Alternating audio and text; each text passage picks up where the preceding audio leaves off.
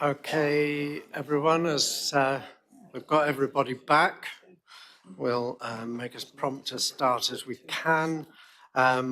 We are still, and I apologise to everyone who's turned up, we're still on agenda item 10, which is planning application 24-1545 OUT, Heatherdown Farm, Aylesbury. We've had to defer that from the morning. So we're going to deal with that one first, and then we'll move on to the Seaton application. So I'll go over to Senior Planning Officer Paul Golding to present the report on that one. Good afternoon, members. So this is an application at Heatherdown Farm in Aylesbury, and the application is an outline seeking approval for access, landscaping, scale and layout with matters of appearance only reserved. And the application is proposed as a replacement dwelling to replace an existing static caravan, which has a lawful use as a residential dwelling. So just to give a bit of context, Heatherdown Farm is situated here off of the B3180, and the nearest settlement is Aylesbury over to the west, and this is the A3052 that runs down here, and this is the main road that leads from the 3052 down to sort of Ottery, Daisy Mountain, etc. So the application site refers to Heatherdown Farm, which consists of an existing dwelling here and a number of outbuildings on the site. And it also importantly includes this building here, which is it's not a building, sorry, it's a static caravan, and there's an outbuilding as well on the northern boundary. So the site itself is in the open countryside, and it also falls within an area which is designated as National Landscape. So this slide here is important because it shows the position of an existing static caravan on the site, and there is reference to a certificate of lawfulness that was granted, which effectively established the residential use of the land and curtilage for the siting of a static caravan for residential purposes. So this red line here is a separate planning unit for residential, which is separate to Heatherdown Farm itself. So this slide shows obviously an aerial photograph of the site, again highlighting Heatherdown Farm, the existing lawful residential static caravan, and it also shows the proximity of the site to the East Devon Pebblebed Heaths Special Protection Area, SAC and SSSI.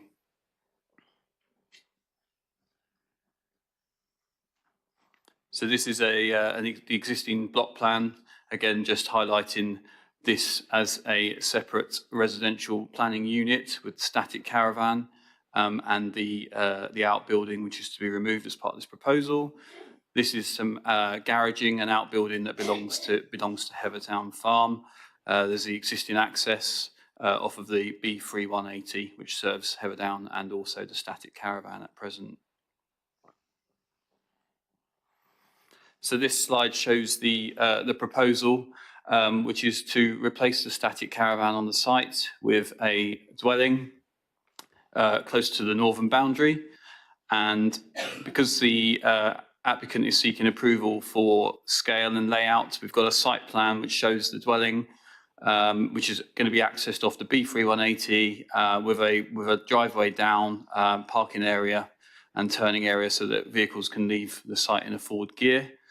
And in terms of scale, we've been provided with elevations which show the height of the building, which is going to be 7 metres in total to the ridge. Floor plans have also been provided of the property, which basically show it be 2 stories with 3 bedrooms, and it would have a modest footprint of 115 square metres. And this slide just shows the landscaping scheme that's been proposed. So you see they're proposing English oak, hawthorn and red birch trees in and around the site to provide some additional landscaping and screening.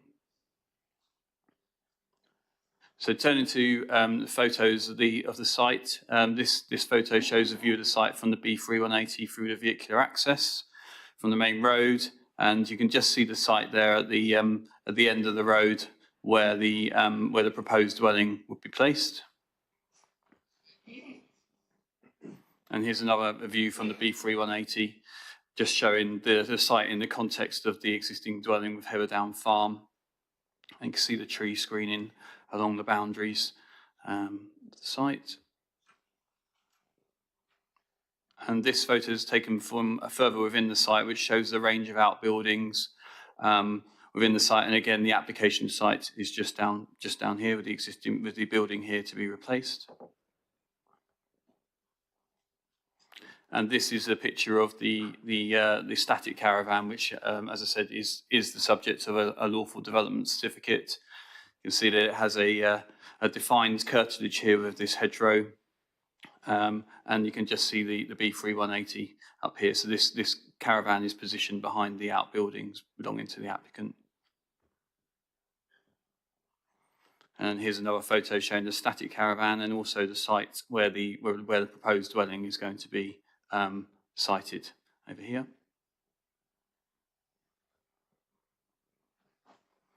And this is another photo taken from within the site and the garden of Heatherdown, which just shows the existing relationship between the main house, the outbuildings, and the static caravan, which is just off to the right here, out of shot. And again, it's just another photo of the site, just showing where the outbuilding to be replaced and where the replacement dwelling is going to go.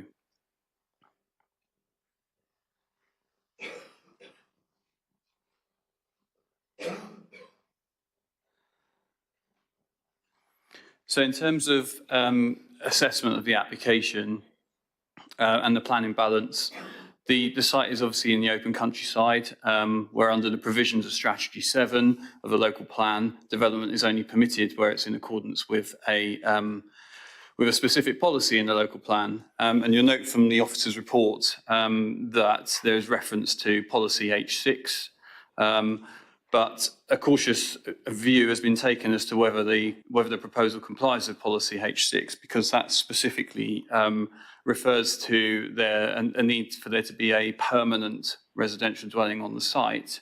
And there is established case law which basically demonstrates that static caravans aren't permanent buildings. So we've taken the view that the static caravan to be placed isn't a permanent residential dwelling, albeit we are giving weight and suggesting that weight is being given to the fact that there's a certificate of lawfulness for residential use on the site with the static caravan, and that certificate of lawfulness has effectively identified the site as being a separate residential unit. So we've taken a cautious approach policy-wise. I've said this is a minor departure from the local plan, and it obviously is development in the countryside and it's development in the national landscape as well. So officers are suggesting that weight should be given to the existing lawful residential use of the site. It's important to note that there's no net increase in the number of residential dwellings on the site, and that can be appropriately secured through a condition that secures the removal of the caravan prior to first occupation of the replacement dwelling. The proposed dwelling itself is modest. It's 115 square metres. The existing static caravan is 75 square metres, I believe. And it's also of a modest height and scale. The proposal would provide benefits to the removal of an unsightly static caravan, which is obviously temporary in its nature. And officers are of the opinion that the development would provide an improved layout and a better standard of amenity for future occupiers, as well as a better relationship with the host dwelling at Heatherdown Farm. The proposal would also secure some ecological enhancements. There's an recommended ecology condition which secures bat and bird box for the proposed dwelling, as well as a suggestion of a unilateral undertaking which prevents future occupiers of the dwelling from keeping domestic cats, which is considered to be an important issue in relation to the proximity of the site to the Pebblebed Heaths.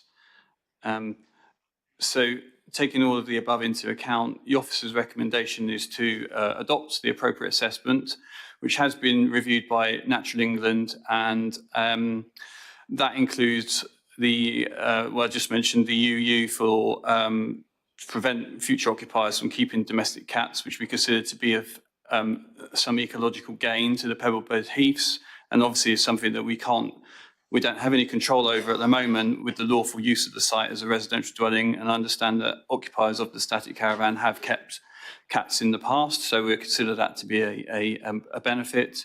And also the recommendation is to approve the application subject to conditions highlighted here in respect of materials, tree protection measures, surface water management, landscaping. The property is proposed as a self-build dwelling, so there's a condition on there because it doesn't need to provide any biodiversity net gain, as well as removal for permitted development for extensions and alterations and outbuildings, and obviously a condition that removes the static caravan so as to prevent any net increase in the number of dwellings which wouldn't be supported by local plan policy, and also a condition that prevents the siting of any further caravans on the site, which would normally be permitted development if it was being occupied at ancillary. It's just to avoid the confusion over the certificate and the lawfulness of the site for the siting of a static caravan. So yeah, that's a recommendation of approval. Thank you. Thank you very much. So we'll hear from the agent, Brian Turner. Thank you very much for your patience, Mr. Turner, while we refueled.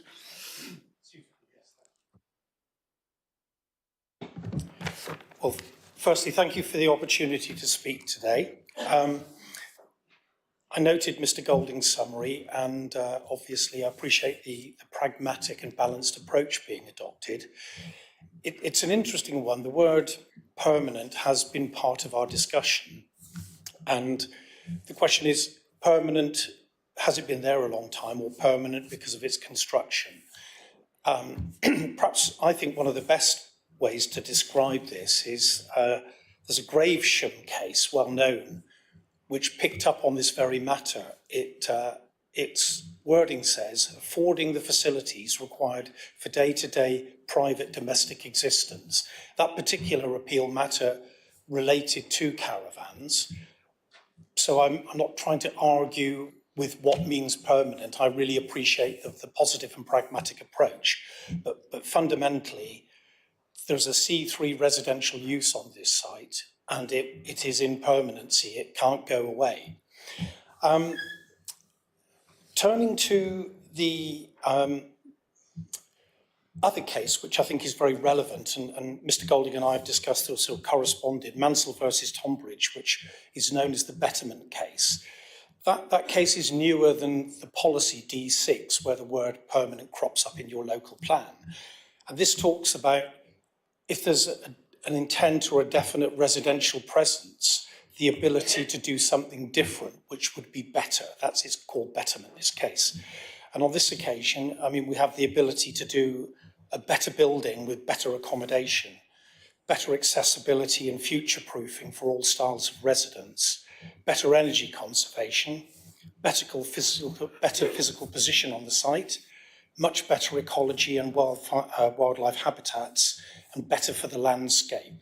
So if you're to weave together the positiveness of some policy, the odd word which could have an interpretation, and then evolving other case law which is permissive and helpful, and I hasten to add my most recent nearby one was at Canterbury Barton, which was a less than permanent structure, a barn, which turned into a very, very large home. I feel there's much merit in this matter, and it resolves a difficult issue for the long term in the future. And I'm delighted to see that Natural England are not concerned. They've been reconsulted, and that's most positive. And I think that the style of construction would be more traditional. But of course, we all know that houses can be made from car tyres, earth shelters, straw bales, shipping containers, and a variety of other materials. Unfortunately, we're not having to go into a debate of other permanency style of construction methods. So in effect, I appreciate the balanced approach. I think it's fair under the circumstances, and the occupants of the dwelling will just enjoy a much, much better lifestyle in a much, much better home.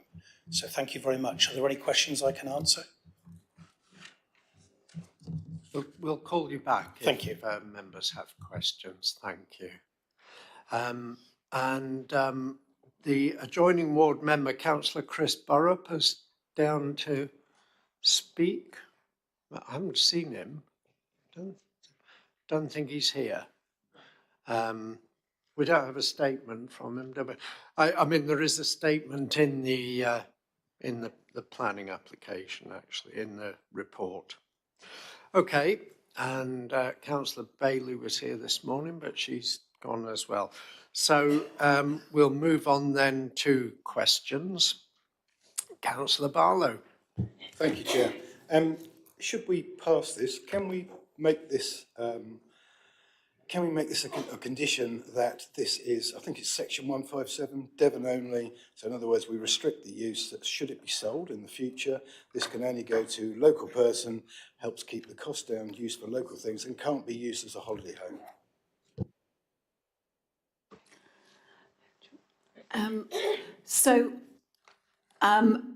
There would be no policy justification to do so, in that there is an existing lawful dwelling on the site. There would be no justification, no policy justification to say that this is only acceptable if it became effectively an affordable home by virtue of that local link. So my advice would be no, it would not be reasonable to put such a condition on. Even though that we are being asked to find the balance on this, and that the balance is between X and Y, and that to enable us to give planning on this, to tilt the balance in favour of this, we are technically making it an affordable home for the future. Doesn't affect the person that wants to use it now, which according to this, of course, they've used permanently for the last 10 years. So therefore, I presume it is a permanent dwelling, so it wouldn't make any difference to them either. I think the issue here is that the application before us is for an open market dwelling. I think, I mean, it certainly might be a question you want to put to the agent. But my view is that it would not be a reasonable request in this circumstances. If members took the view that they could only deem this to be acceptable in the balance, in the round, if it was provided with that local connection requirement, then that is something that members could pursue. It would need to go into a legal agreement rather than a planning condition. But that would be something, again, that the applicant, who would have to sign up to that legal agreement, would need to agree to, because obviously in the absence of them, there could be no legal agreement. But the officer view is that it isn't reasonable. Members, if they have a different view, could ask that question to the agent. Could we ask a question, please, Chair? Yeah, perhaps the agent could just come back and let us know whether that would be acceptable as a condition. Well, Mrs. Ormsby has pointed out the fact that this is an open market C3 residential site, and that is its status in law, and the application's been put forward on the basis that the house would remain in that fashion. Sorry, you're being asked a question that it's been stated that people have lived there for 10 years and that they are, you can't speak until I finish, sorry. That your people are coming here, that's what they want to use this for, it's a permanent dwelling, and we're just basically saying, would you like it, or could you put it as a Devon only, so that when they sell it, they have to sell it to someone local? Yes, I know what the question is. It's just that in its current form, it is unencumbered by such restraint. And I think the preference is to remain so because it's being put forward in the fashion that it's lawfully agreed now. Okay, I think I've had enough to and fro there, Ian.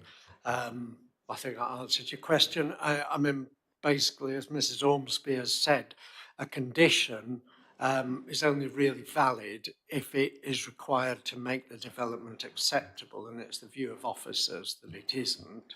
And as Mrs. Ormsby has said, if it's the view of members that it would only be acceptable if it were to come with that condition, then we might feel we could condition that, but that could be challenged.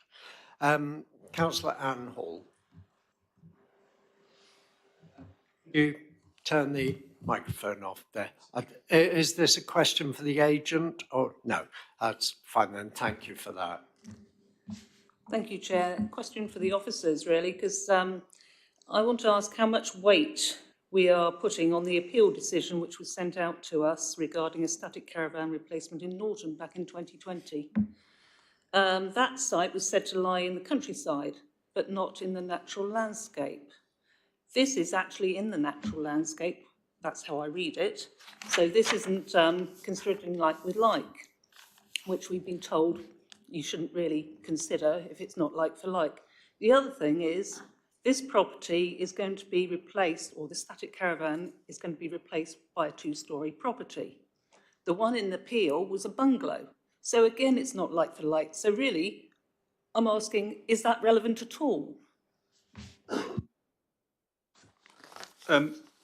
Obviously, each planning application has to be determined on its own merits, and as you've identified, different constraints, different landscape issues, for example, and this application site does fall within the national landscape, where you do have to obviously give special consideration to landscape impacts with a need to kind of ensure that its landscape's conserved or indeed enhanced, and that's obviously different to this appeal decision. But I brought this appeal decision to members' attention because I think it's more about the inspector taking a view as to the fallback position that the lawful development certificate itself actually offers. In that appeal decision, the inspector noted the movable and temporary type of nature of the caravan, but it had little bearing on his consideration about the principle of development, which was effectively to replace that with a dwelling. And within the appeal decision, the inspector basically concludes that the principle of permanent residential use in the site has been established by the lawful development certificate, and its siting is not time restricted, and therefore it is essentially a permanent dwelling. And the officer's view is that that particular, the way that they've interpreted that is material to this particular application, yes. Thank you for that answer, although we're looking at a two-storey instead of a single storey. One other question about sewerage, because I can't see any comments from South West Water. Is this going into a private supply or sewerage system or not? Thank you. Yeah, so just turning back to your question about the two-storey form of the dwelling, obviously accept that it is two-storey, it's going up to 7 metres in height, but as addressed in the report, officers consider that the impact on the landscape is minimal, and that in itself wouldn't constitute a reason for refusal. And in terms of the foul drainage, my understanding is that it will be going into an existing septic tank, which serves the existing static caravan and and Heatherdown, the main property on the site, because the foul sewer is over 2 kilometres away from the site. Okay, thank you. Councillor Ragg. Yeah, I'd like to ask how many bedrooms the caravan has. I'm not sure the number of bedrooms, but I believe it can house up to 6 occupants. The agent might be able to help out with that question.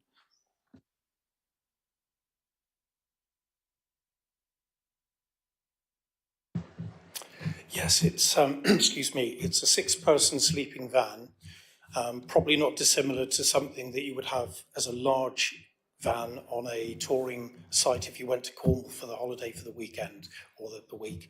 And it is a definite 6-person. They're compact bedrooms, I must say, but it's 6 persons nevertheless sleeping. Thank you. So 6 berth is being replaced by a 3-bedroom house.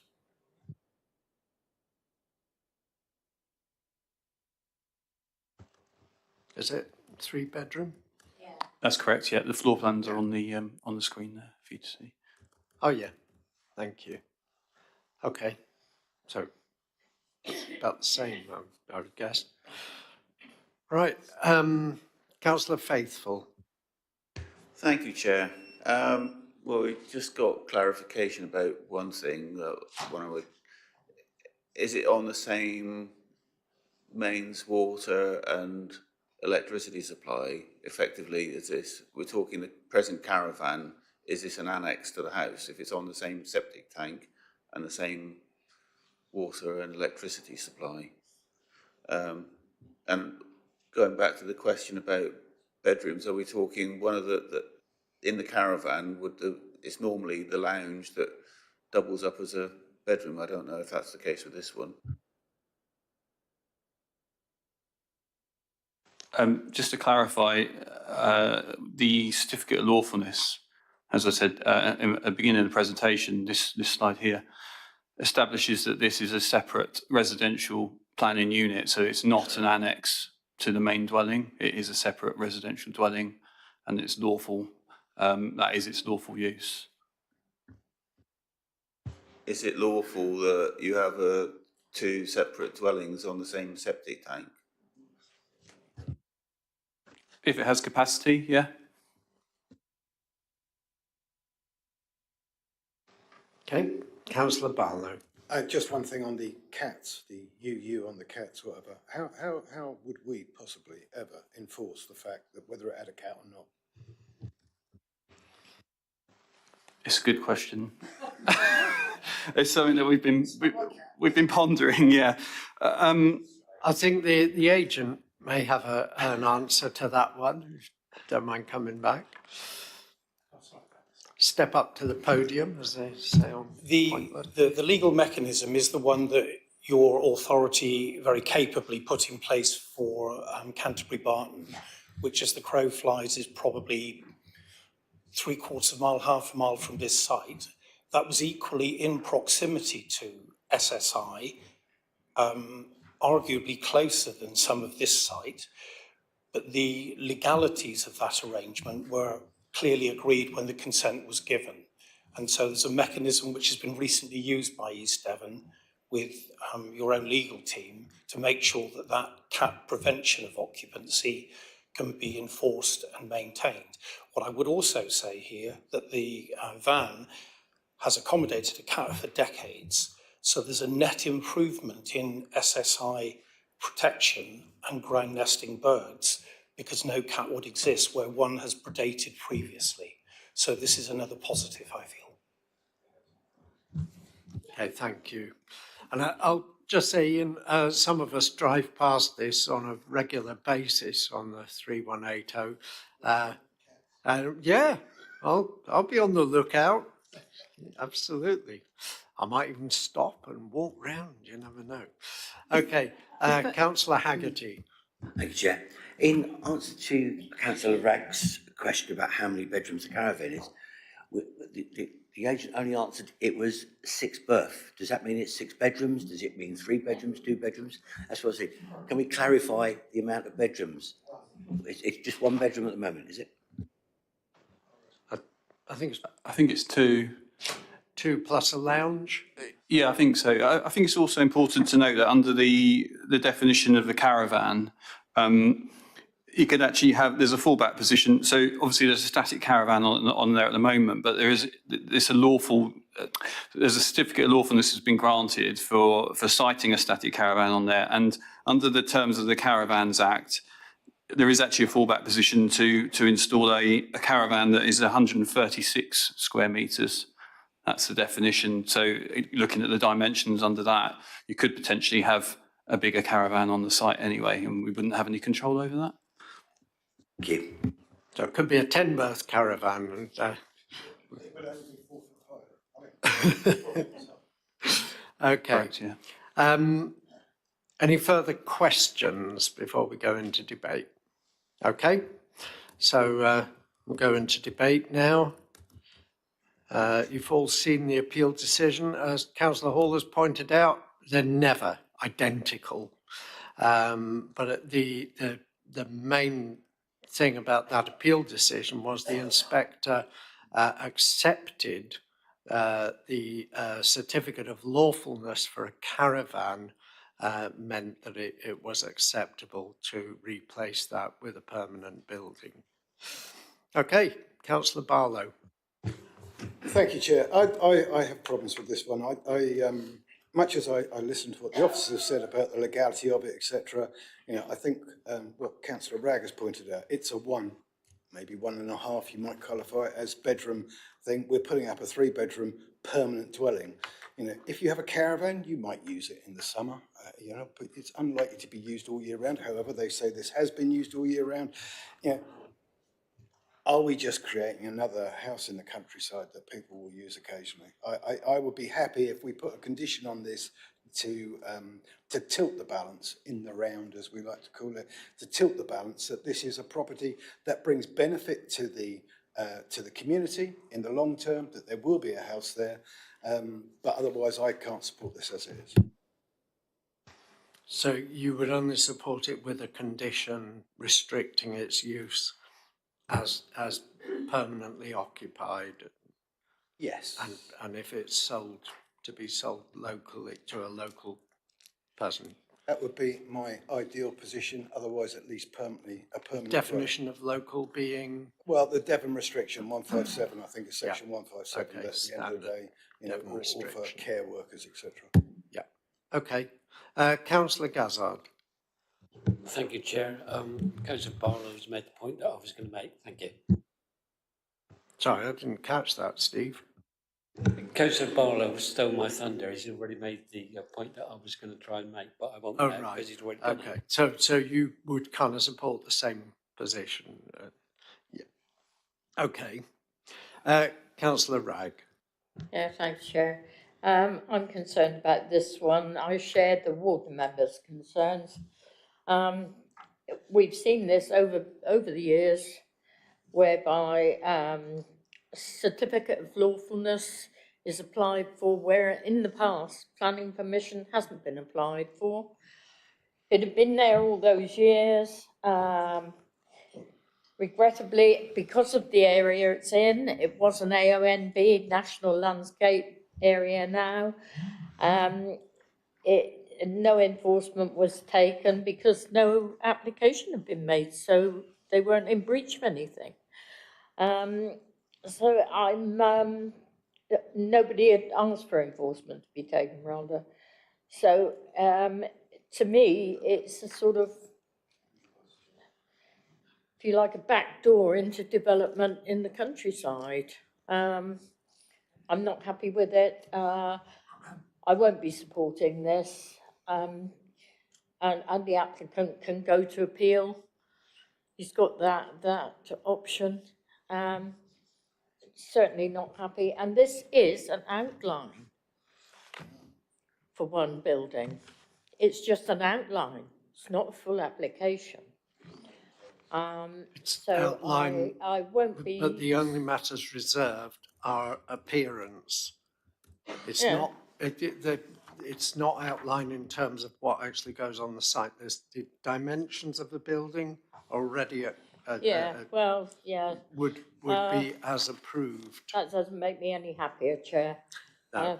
It's not an ideal situation, I grant you. But no, I really can't support this. I don't like it. I think we once our countryside's built on, anything built on, that's it. It's done for. It's gone.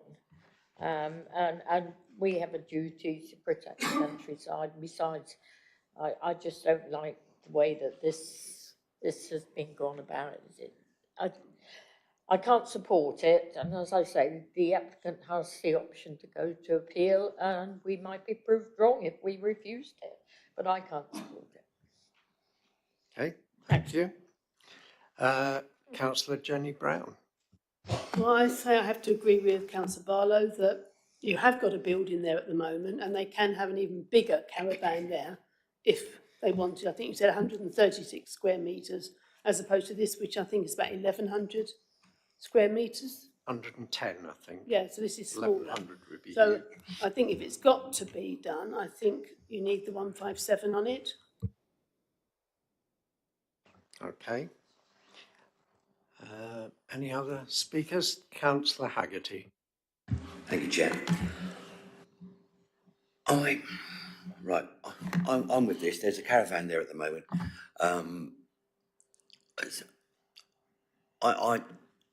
I support this application if it was for permanent residency and someone living there, not as a holiday home or anything like that, as a permanent residence. The only way I would support this, similar to the Council of Barlow's, it's local, so but I would support this one as long as it's a permanent residence, somebody living there all the time and not holiday residents.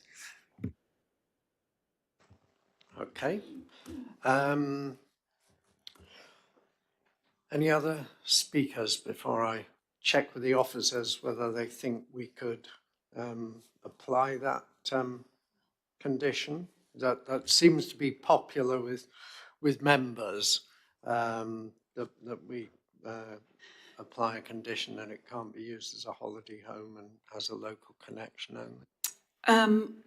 I think, and Mr. Hunter may want to advise on it, I think if we were wanting to restrict it to a Devon occupation, that would really need to go through as a Section 106 rather than a condition, although I've seen conditions in the past. But I think from an officer perspective, I think a condition restricting it to, well, preventing it being used for holiday lettings could be done through a planning condition.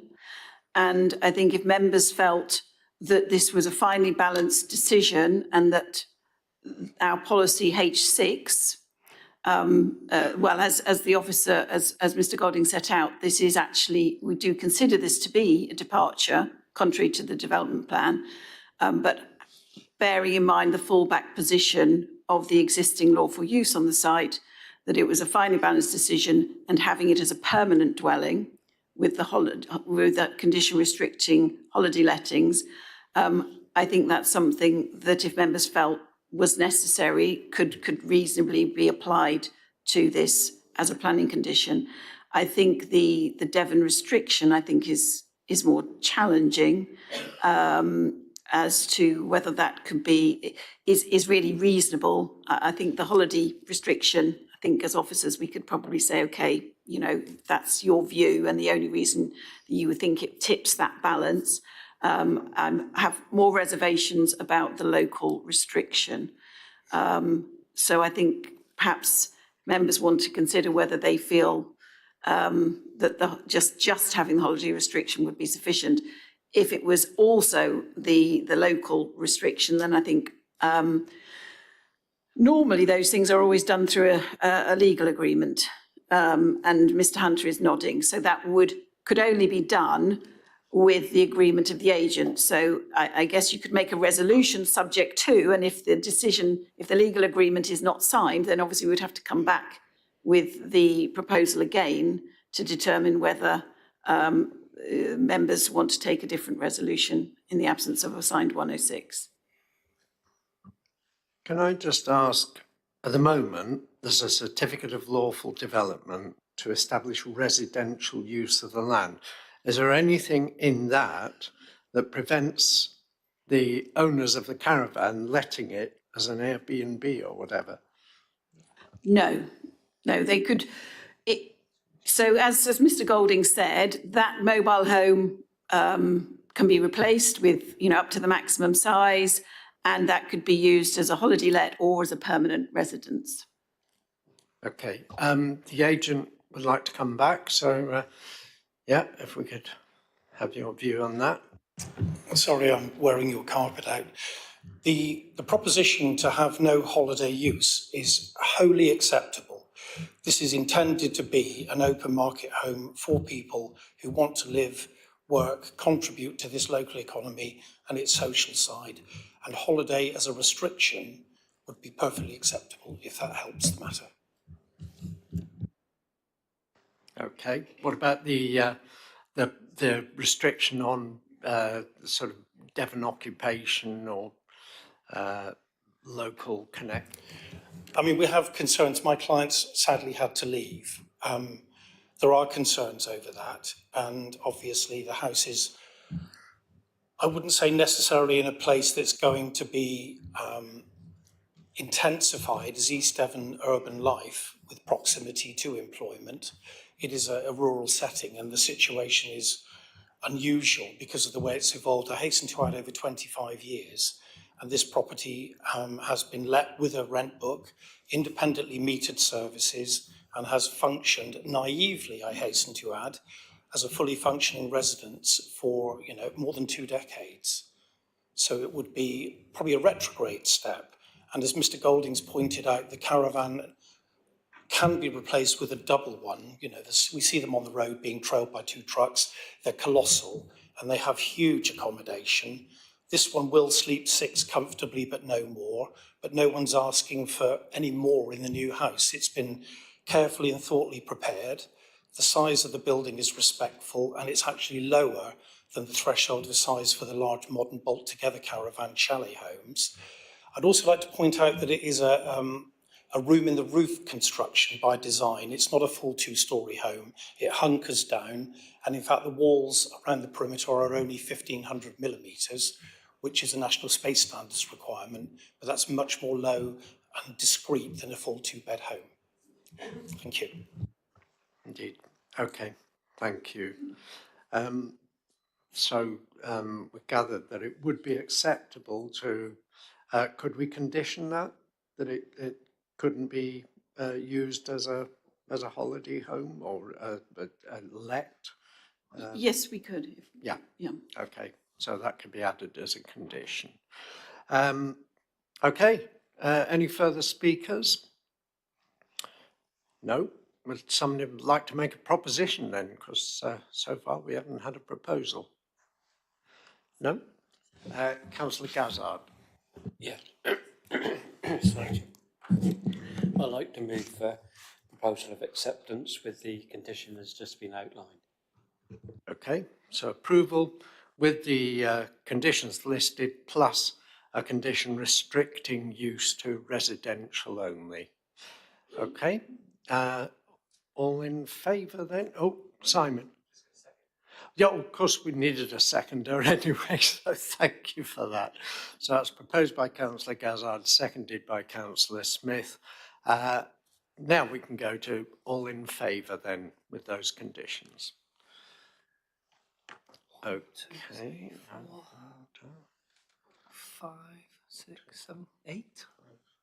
6, 7, 8, yep. And against?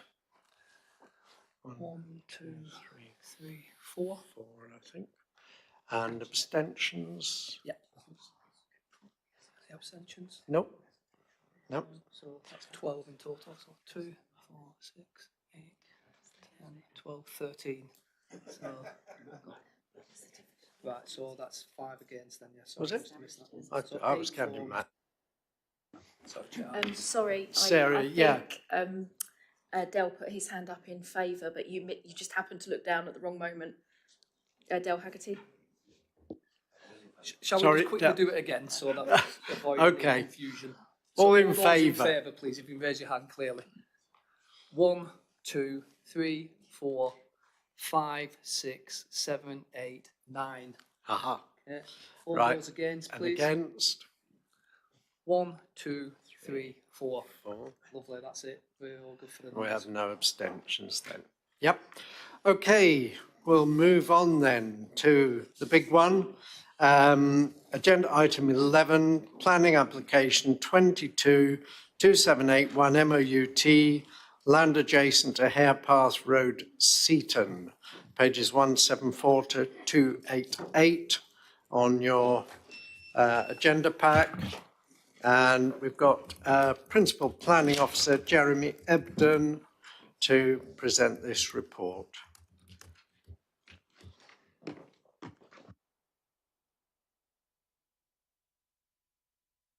And sorry, Sarah and Paul, I think it's highly unlikely that we're going to get to you before 4:30 somehow. With your agreement, Chair, what I'll do is I'll take my notes and liaise with my ward member colleague, and if you're happy to, I'll submit something to the officer, if that could be read out in our stead, because say we have got a flood event in Axminster this afternoon we've got to prep for. So if you're happy for us to do that, I'll start typing. Thank you. That would be great, Paul. Thank you very much. I'm sorry you've had a wasted journey up from Axminster.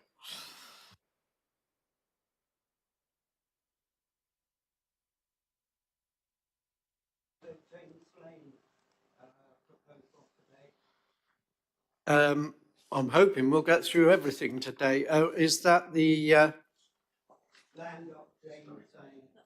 oh, the Yarcombe? Yes, I hope so. I'm hoping that one won't be very long.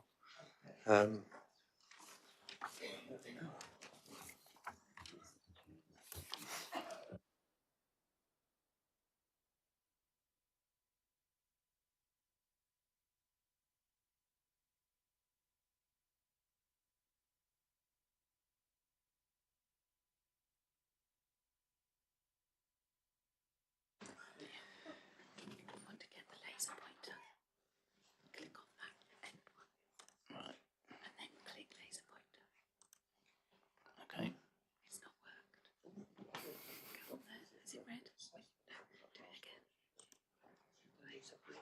I think I just turned it off.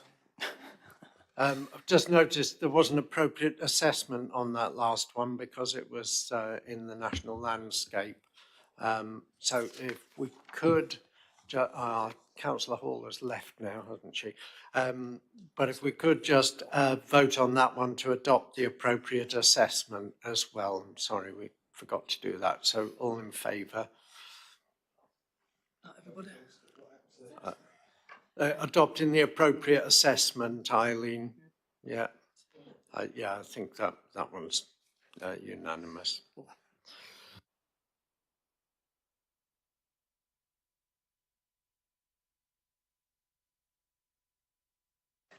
Okay, Jeremy, over to you when you're ready. Thank you, Chair.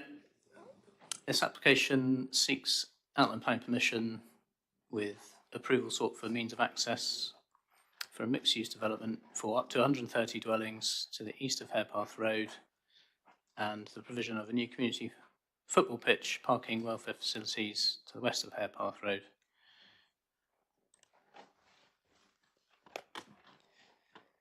This shows the application site, which as you can see is split by Harepath Road.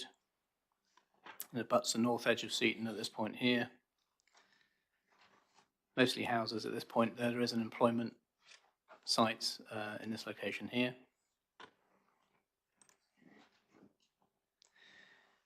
This shows the proposed site access of Harepath Road into the residential part of the scheme from Harepath Road. You can see the junction with the Sidmouth Road here. Football pitch proposal is on the opposite side. There are footpaths up to this point from Seaton, which extend up to this junction here. This is the access point into the football pitch. A bit further towards Seaton, you can see the existing access into the commercial area at the bottom of the plan there. Can you speak up, please? Because people back can't hear. I'll try, yes, thank you. This is the access point of Colliford Road into the housing estate on that side. There aren't any footways on this part of the road at the moment. This indicative plan gives an indication of the layouts potentially that will come forward at reserve matters stage, but very clearly shows the provision of the football pitch to the west of Harepath Road here with the access we were just looking at, the access point here into the residential area, and again the other access point of Colliford Road. Quite a large area of the site within red line to the north of the site is not proposed to be developed but forms part of the habitat enhancement works.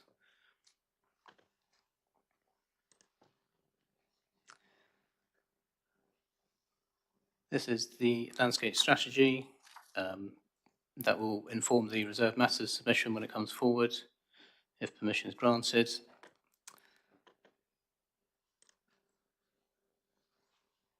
And some further detail on that here. And again, some indication of how the boundary will be treated and the provision of footways within the site. This indicates how the parts of the site will be treated in relation to the existing hedgerows which cross the site. The site is in proximity to the Beer Quarry Caves Special Area of Conservation, so the application has had to go through habitat regulations assessment. And as part of the discussions with the developer on that, we've had some discussions around how those hedgerows are treated and whether they can be breached or not. Part of the ecological assessment does provide for, as you can see here, sort of a bridging at canopy level of some of those hedges where they would be breached to ensure there's connectivity for navigation for bats.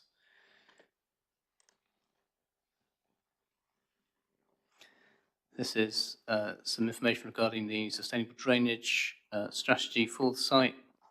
There's a lot of details yet to be agreed in relation to that, and that will come forward at reserve matter stage. And there are conditions relating to further submission of further information in relation to that at reserve matter stage. Part of the site does lie in flood zones 2 and 3, but it's a very northern part of the site here along the brook, and there's no built development proposed in those locations.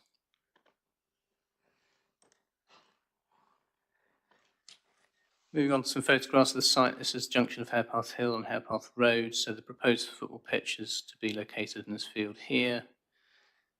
And members will note on the right-hand side here, this is the group of listed buildings, Grade 2 listed buildings, which are referred to in the report.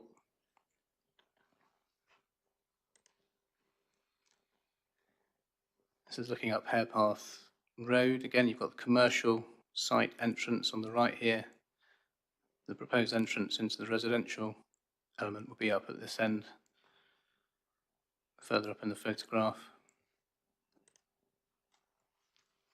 This is a view down through the road serving the commercial area. So as you can see on the map here, the proposed development will actually be off behind those trees there. The site adjacent here, as you will note in the report, on the left-hand side of this hedgerow, doesn't form part of the site, but there is a current application on that site being considered at the moment for a retail outlet. So there'll be a proposed M&S food store, and a proposed range and car parking area, and proposed EV charging hub being proposed and considered at the moment.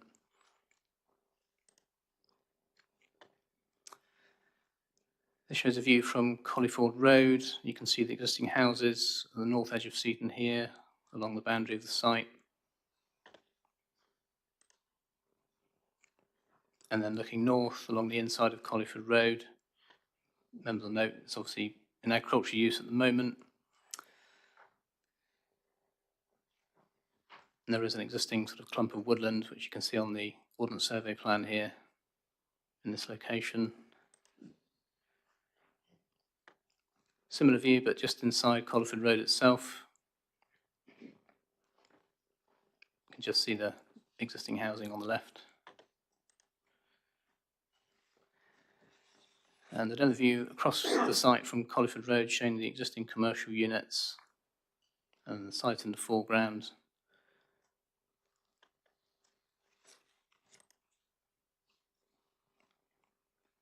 View from Harepath Hill here across Harepath Road. So that's looking across where the edge of the football pitch would be. And you've got Harepath Road running where those trees and hedges are in the background, and then the site extends off beyond that into the distance. Much further view here from the road north of Axmouth across the river. You can make out the commercial buildings quite clearly in the centre here, and it's quite difficult to make out, or at least point to on this photograph, but you can see Colliford Road running up along that hedge line there. I believe the football pitch will be sort of hidden behind this woodland area here from this particular viewpoint.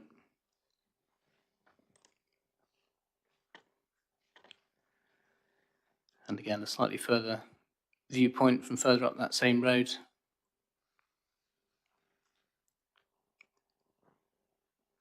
So the site would be in this central sort of part of the field system here. And for those of you with very good eyesight, this is a view from Membry Castle. You can just make out the woodland in this location here. Yes, I mean at this distance, yeah, you get the idea in terms of the effect on the landform.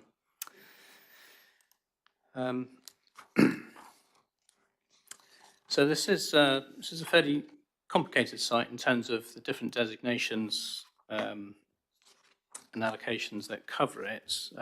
Members will note in the report I've provided some maps just to try and clarify, if that were possible, where the development lies in relation to those different designations. So part of the site lies within the built-up area boundary, but also where it does, that's on top of an existing local plan allocation for employment and recreation uses. The land which lies outside the built-up area boundary also does fall within the existing green wedge allocation as well.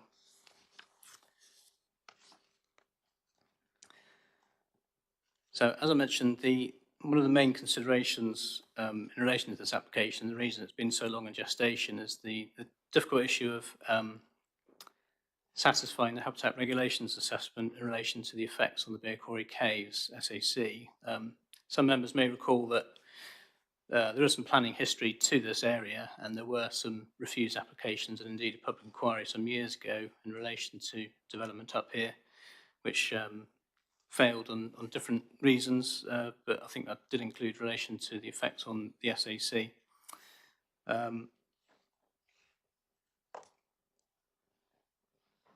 That issue, as members will note in the report, has been satisfactorily dealt with in quite a great level of detail, in actual fact, by our ecologist. And Natural England are content that the habitat regulation assessment is acceptable, subject to the mitigation and the conditions that we set out in the report. And there is as the Chair was just suggesting, there's two recommendations on the report. First, in relation to the habitat regulations assessment, and then on the planning application itself, which members will need to vote on when we get there. So in terms of the principle of development, that element of the site that lies outside the built-up area boundary clearly is in conflict with the usual policies in relation to development outside the built-up area boundary, so strategy 7 and so forth. The development is contrary to the green wedge policy in our view, in terms of the effect that it has in terms of the space between Seaton and Collie Ford. Members will note that the landscape officer also has some reservations about the effect of the development on the appearance of the site. That does depend on particularly which fields you're looking at. The landscape officer has broken it down in terms of which field is perhaps more sensitive than others to change. I mean, the character of the site obviously would be changing from agricultural appearance to built urban form. The site is not in a landscape designation itself, but the nearest national landscape is only about half a kilometre away to the east of the site, where the tram line runs.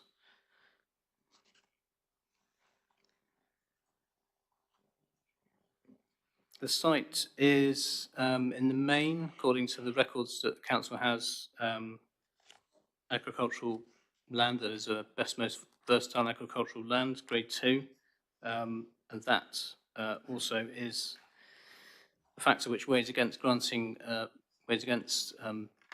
supporting the application.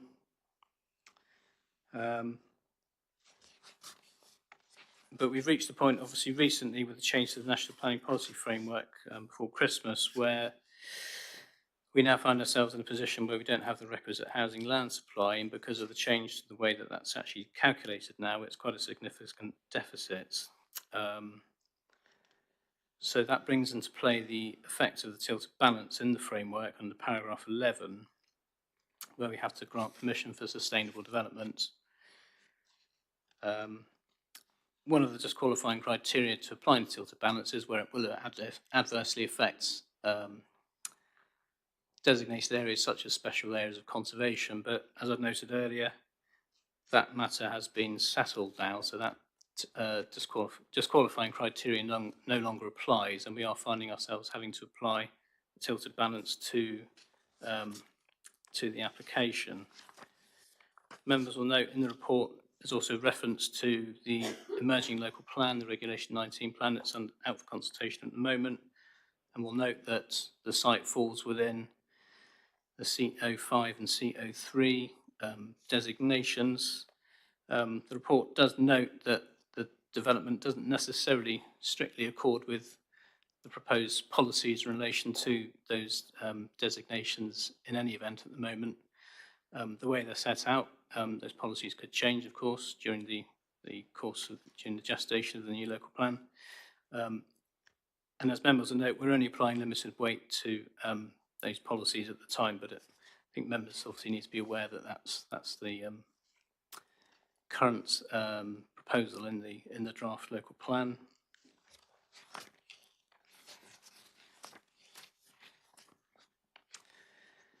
So in conclusion, Chair, the application is, on the face of it, it doesn't accord with a number of policies in relation to the existing local plan, but we are now in the position of having to apply the tilted balance.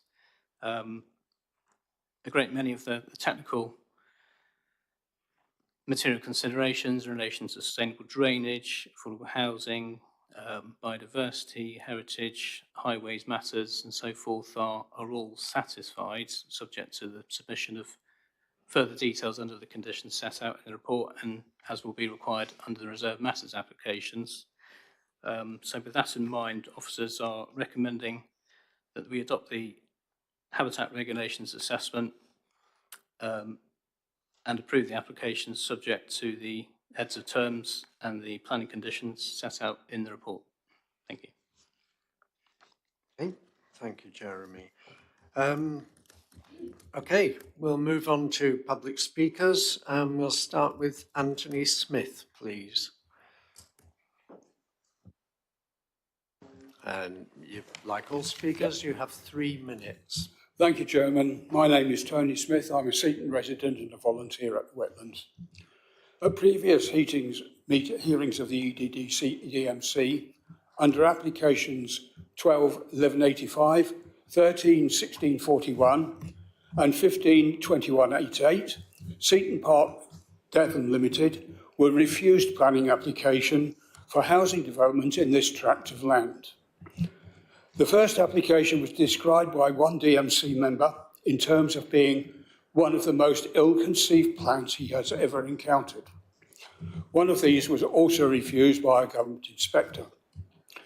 The application before you today is very similar and must therefore be considered in the same light.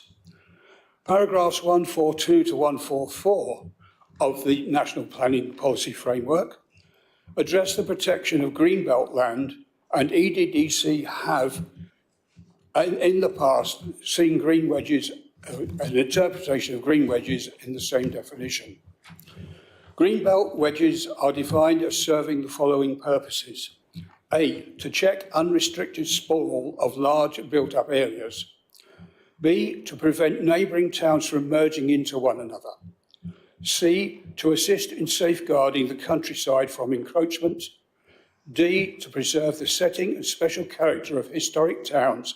And E, to assist in the urban regeneration by encouraging the recycling of derelict and other urban land.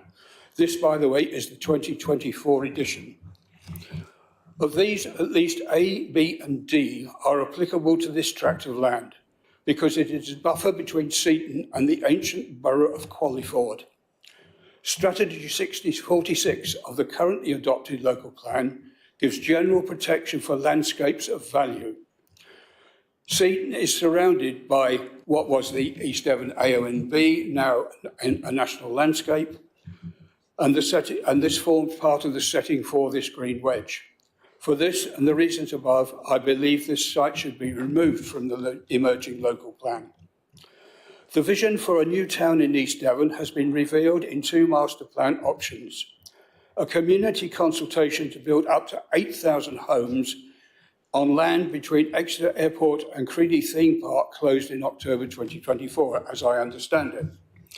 Dubbed the New Cranbrook, also a new town located within East Devon, the proposals include a town centre, schools, shops, leisure facilities, a cemetery, a park and ride, and gypsy and traveller pitches. This shortly must largely fulfil the requirement of housing in East Devon to be imposed by the government and should be prioritised. Thank you, Mr. Chairman. Thank you. That was spot on 3 minutes. Well done. Okay. We'll move on then to Diane Smith.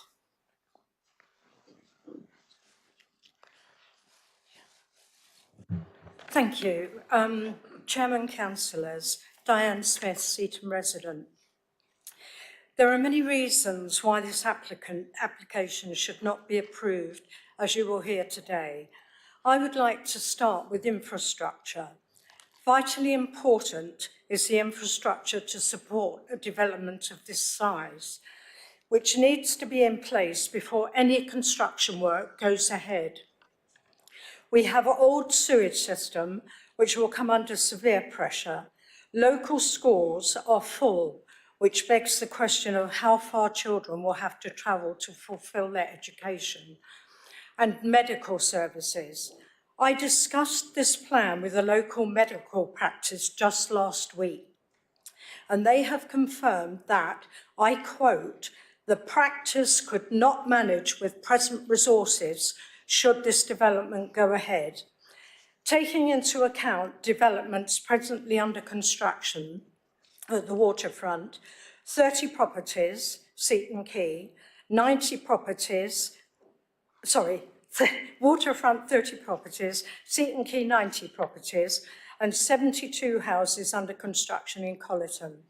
The GP service position will be further exacerbated and will cause further disruption to an already stretched health service.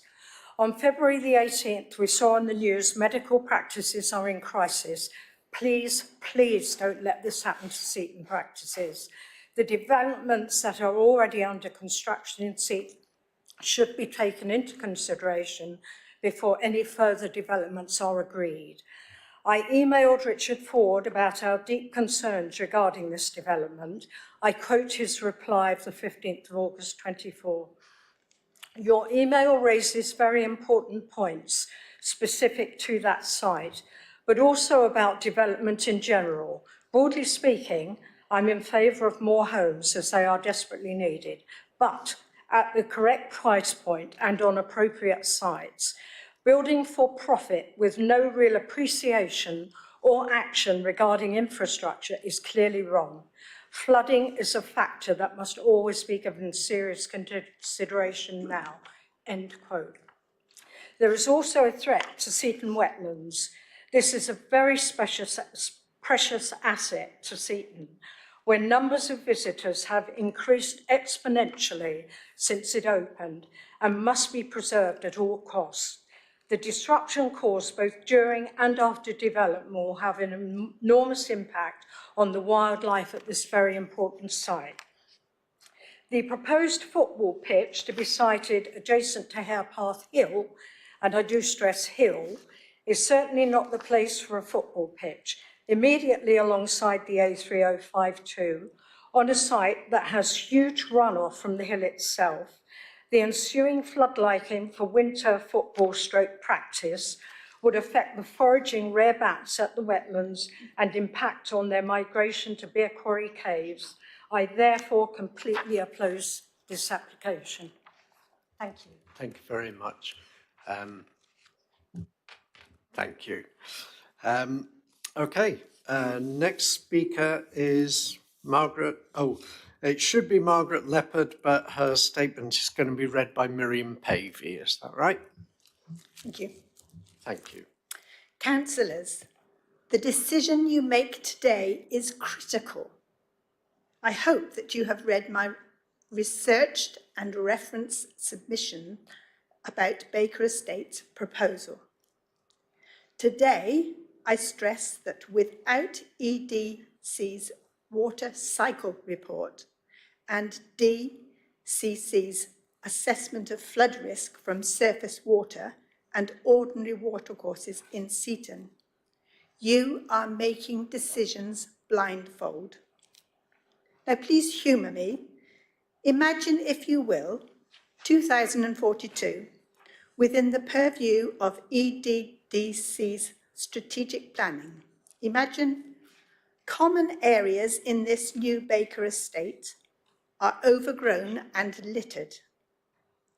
Estate property owners are increasingly unable or unwilling to make common area management payments. Suds, ponds, swales and watercourses are failing. In Buttercup Close, back gardens are being carved away by the southern watercourse. Owners and tenants of the old estate to the south dread regular flash flooding. In 2042, when the minutes of this meeting today are reopened, will they reveal records of councillors who simply deferred to impractical demands of Westminster, demands that put the development cart before the infrastructure horse? Or will they read of courageous councillors who decided against the odds to apply themselves to a variety of more appropriate, innovative and equitable housing solutions that really worked for the local population and environment? Please consider very carefully the choice you make today. And just to remind you of the realities, high intensity, short duration rainfall is increasing. Only limited components of the SUDS train can be implemented because our local geology is unsuitable for infiltration. Essential ongoing SUDS maintenance is threatened by a national lack of trained technicians.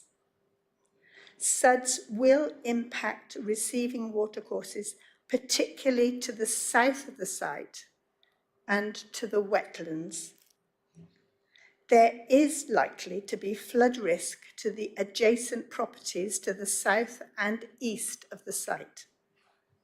Thank you for your attention. Thank you very much. Okay, next speaker is Maggie Barine. If I've pronounced that correctly. Yes, thank you. I am a Seaton resident. Seaton Wetlands is owned by EDDC and managed by their Wild East Devon team, plus an army of volunteers. I am one of those volunteers and have been for the last 17 years. The flooding photograph folder in the Discovery Hut has some pretty impressive pictures of flooding on the site. It includes the unbelievable flooding on the 7th of July 2012. I know exactly what it was like, as I was supposed to be volunteering on that day. I could only get as far as the entrance gate, and that was in Wellies. Water not only came up from the River Axe, we expect that on spring tides when Colliford Common floods as it's supposed to, but I watched water flow down from the hillside above on the Seaton side of the river. In 2016, Harepath Road flooded, exactly where these two sites are proposed. In October 2021, Westwood Way, which is just around the corner off the Colliford-Seaton Road, flooded, destroying cars, it was so deep. On the 21st of February 2024, both BBC News and Devon Live ran articles stating that the reserve was closed due to flooding. We know that rising sea levels and more rainfall in the future are going to make flooding an even greater risk. Stafford Brook, north of the housing on this application, runs through the wetlands and is overtopping more than ever before. James Chubb of Wild East Devon can confirm this is of great concern. This development is on farmland which currently absorbs at least some of the surface runoff. Cover it in concrete and tarmac, and I can assure you that will not happen anymore. The Suds ponds that Baker Estates intend to help with this will need continuing maintenance, not just for 5 or 10 years, but ad infinitum. Do you seriously think that will happen? The coastal preservation map extends all the way across from the River Axe up to the Seaton-Colliford Road, between the cemetery and Colliford. Development literally across the road will do nothing to protect this area. Seaton Wetlands was a lifeline during COVID restrictions, both for people's physical and mental health. It is still seen as an important place for those issues. Nobody can deny that the great outdoors is a brilliant healer. Visitor numbers speak volumes. Do you want your green flag nature reserve to survive or literally sink? Your decision. Thank you. Thank you very much. And finally, Judith Richards.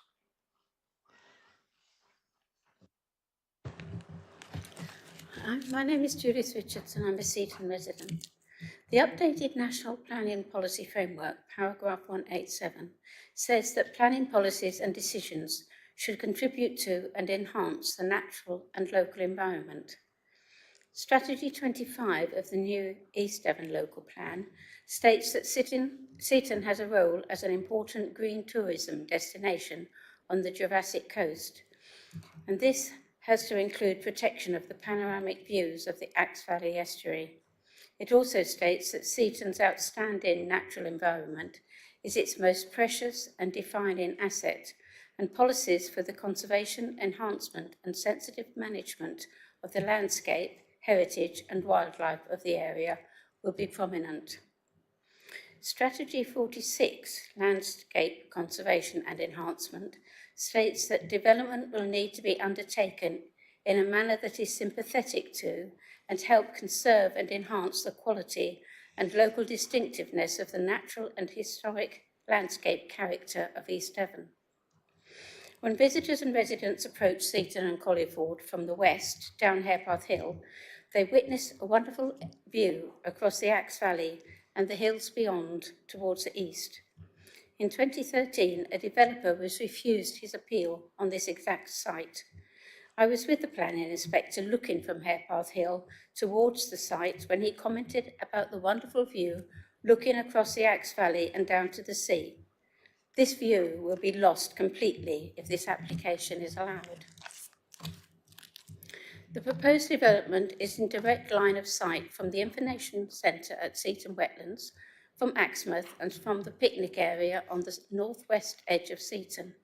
It would have a significant detrimental visual impact on the landscape character of Seaton from many viewpoints and totally transform one of the main access routes into Seaton. Seaton Wetlands has many visitors from far and wide who all marvel at what has been achieved and appreciate the wonderful landscape, the wildlife, and the peace and quiet that they can enjoy.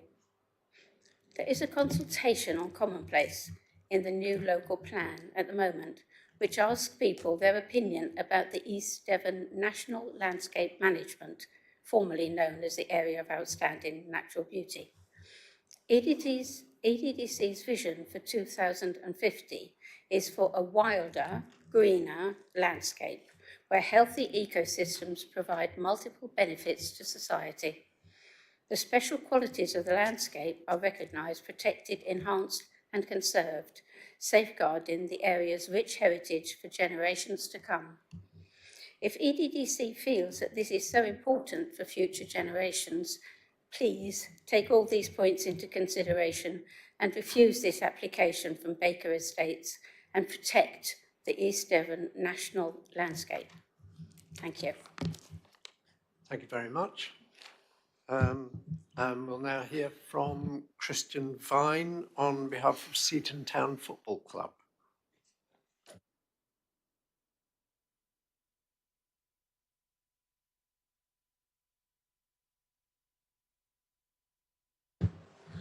Good afternoon. My name is Christian Vine. I'm here to support the Baker Estates application for the development of Harepath Road. I represent Seaton Youth Football as chairman and Seaton Football Club as a committee member. We provide inclusive football for nearly 150 children in the community and over 80 men and women with our adult teams. We are not a charity but a non-profit organisation. We regularly need to fundraise to cover costs. We have heavily invested in our organisation. Everyone is a volunteer.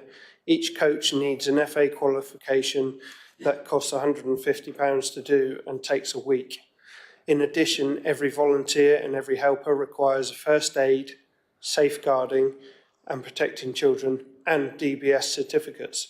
Each of these are renewable every 3 years. The hard work that has gone by all of our volunteers in order to maintain our organisation, we need new pitches in order for this to continue. The facilities that we currently have are saturated by too many teams. We badly need additional playing fields. No, I say playing fields and not football fields. We don't have a facility of our own for our youth. We use currently Elizabeth Road playing fields. These are council playing fields that are badly maintained and has a damaged land drain underneath them as part of the playing surface. That makes it exceptionally wet in winter. We maintain the grass cutting, pitch marking and have purchased our own goals. 6 youth teams use these playing fields. We cannot use Seaton Football Club as it's already being used by 2 men's teams, a ladies teams and 2 older 11v11 youth teams. This development would provide much needed additional sports pitches. It would also allow our organisation to continue to offer football playing opportunities for all the community. Okay, thank you. So we will move on to the applicant, Graham Hutton. Thank you, Chair. Ooh, that's loud. Good afternoon, everybody. I'm Graham Hutton from Baker Estates. Your officers have concluded that the application should be approved, yet we have heard a number of objections, and I thought, therefore, it would be helpful to reflect on the planning system through which this is to be determined, which is, of course, plan-led and evidence-based. The plan-led section requires little further comment from me, as the site has a draft allocation in the local plan, and there's clearly an overwhelming need for the affordable homes, the market homes and the football pitches that you've just heard. Sorry, we can't hear. Yeah. Can you not? No. Can you hear me, councillors? Yes. Apologies for that. In terms of the evidence-based part of the system, it's fair to say that the burden of proof does sit with us as the applicant to demonstrate to officers and expert consultees that the proposals are compliant. This we've achieved in all respects, be it ecology, flood risk, highways, transport or heritage, etc. And the level of investigation and survey work has been considered robust by the experts, and those conclusions agreed. So be in no doubt, this is a very high hurdle to have cleared. It's easy in this forum to make unevidenced claims, and we've heard some already which seek to question the evidence base, but such unevidenced claims should not carry weight and have been discarded by consultees who are expert because they're incorrect. But Seaton is a community in which great care is shown with regard to ecology, and in this regard, there's no higher hurdle than satisfying Natural England, as your officer stated. Our expert ecologists have undertaken the extensive work necessary to do this, and Natural England have confirmed that the mitigation we propose can and will allow development to proceed without adverse effects. The landscape strategy plan displayed by the officer earlier shows some of the widespread ecological benefits that will be delivered. Understandably, the community also pays particular attention to flood risk, given the flooding event in the town following an extraordinary storm in October 21. We worked in detail with Thomas Aldridge at Devon County Council, and our flood risk assessment confirms how this development will provide measures which will significantly reduce the flood risks that the residents of Primrose Way and Buttercup Close have been exposed to for years. Measures that can only be delivered by this development, and I'd be very happy to explain those further. Equal attention has been given to residents downstream of the development on Stafford Brook who do not object to the plans. Our proposals therefore comply with the policy position. They provide the long needed pitches and are based with a policy compliant section 106 package. However, I think it's important to recognise what's not before you for approval today. As you know, it's only an outline approval. It's not a licence to commence construction. It is approval of the bookends of the development, the parameters by which the detailed design will be governed. And if approved today, we will continue to engage with the community and stakeholders as we develop detailed designs for the homes and the outside spaces, which are so important to the occupants of both the human variety and the protected species. We're very proud of our track record in Seaton, where we've delivered the first new affordable homes in a generation, and we look forward to the opportunity to do so again. So therefore, I urge you to support the principle of the development today by voting to approve this application. And thank you for your time. I'll be happy to answer any questions. Thank you very much. Okay, we'll call you back if we do have any. So we'll hear from the adjoining ward member, Councillor Paul Arnott.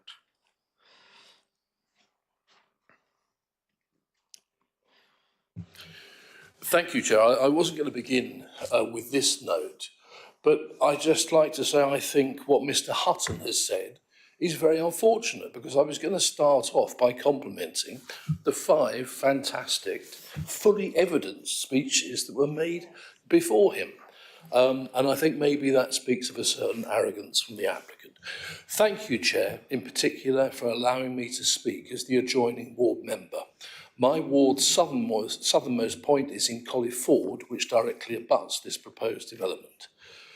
Today, Chair, we will hear many policy points made, both pro and contra, so I'm not going to reference the various numbers here. Instead, I will address the committee in layman's terms. Committee, has the case been conclusively made that South West Water will cope with either the water runoff or the excess sewage this development will create, at a time when local pumping and treatment stations are consistently overwhelmed? No, that case is not conclusive. Are there obvious and serious ecological and environmental harms referred to repeatedly in the report, not least because of the proximity to the Seaton wetlands, of which we are so proud, the bat roosts and migration routes from nearby beer caves, and the loss of Grade 2 agricultural land? Yes, there are serious harms. The paths at Seaton wetlands flooded only last night. Tonight, as Councillor Hayward mentioned earlier, the Environment Agency are holding a public meeting on flooding in the Axe Valley, and this development can only exacerbate that problem. Mr. Ebdom says, and I understand it, that drainage is a reserve matter. No, it isn't. Not in this case. We need to be certain before anything can proceed. Will it provide the 50% affordable quota required when building takes place outside the BUAB and inside the Green Wedge? No. Has the case been proven that one area is vital to the activities of Seaton Football Club? Well, as a parent of children, both male and female, who regularly played at Seaton, against, I'm afraid, although one actually played for Seaton's women, I regretfully say no. The answer to the multiple needs which I accept for the club is a 3G or 4G pitch on its current site, with small-side games played in Elizabeth Park. East Devon District Council should try and step up to help with both of those. Devon FA allows teams to play competitive games on artificial surfaces. That is the way ahead. And in any case, is that to be, that football pitch, the sole use of the SIL funding? There doesn't seem to be any financial plan, any detail, anything in writing that you can see in this report about what could be a very significant part of its justification. And so I'm afraid, as it's just an aspiration, I don't think any weight can be given to that. Can any significant weight be given to the fact that some of this area has been proposed in the local plan, now going out for local consultation? No, and perhaps this is the biggest no of them all. What will the people of Colliford and Seaton think if we now consult for a site which almost at the same moment you have given permission for? The timing is at the least unfortunate looking, and we cannot be surprised if local residents say that.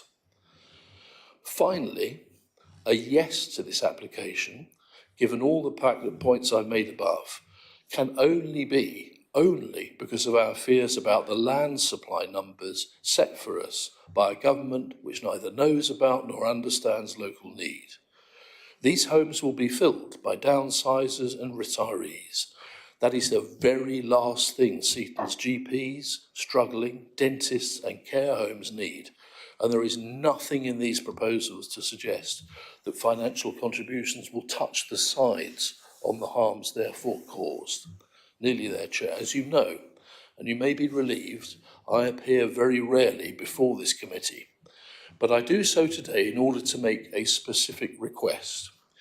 Given that you quite rightly spent 3/4 of an hour talking about one caravan and whether it could have a change of use earlier on, I would like to request that since this is such a significant site, in such an extraordinarily significant setting, would you please, mindful that the work that this would create for you all, vote to make a site visit to give you both a realistic and full appreciation of the location and the complications, but also, to be frank, to give you time to consider the many excellent points made by the speakers today. Thank you, Chair.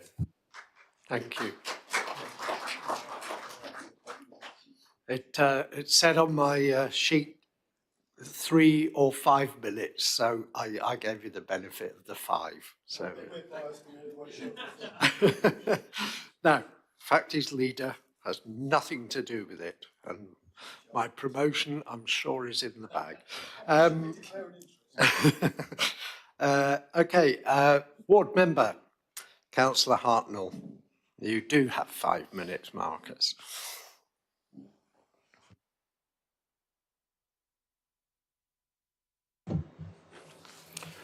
Thank you, Chair. So there's been an aspiration for some time that land at Harepath Road would deliver sports pitch and employment opportunities. Indeed, since I was a councillor, first elected in 2015, it was talked about then, and I'm sure before that too.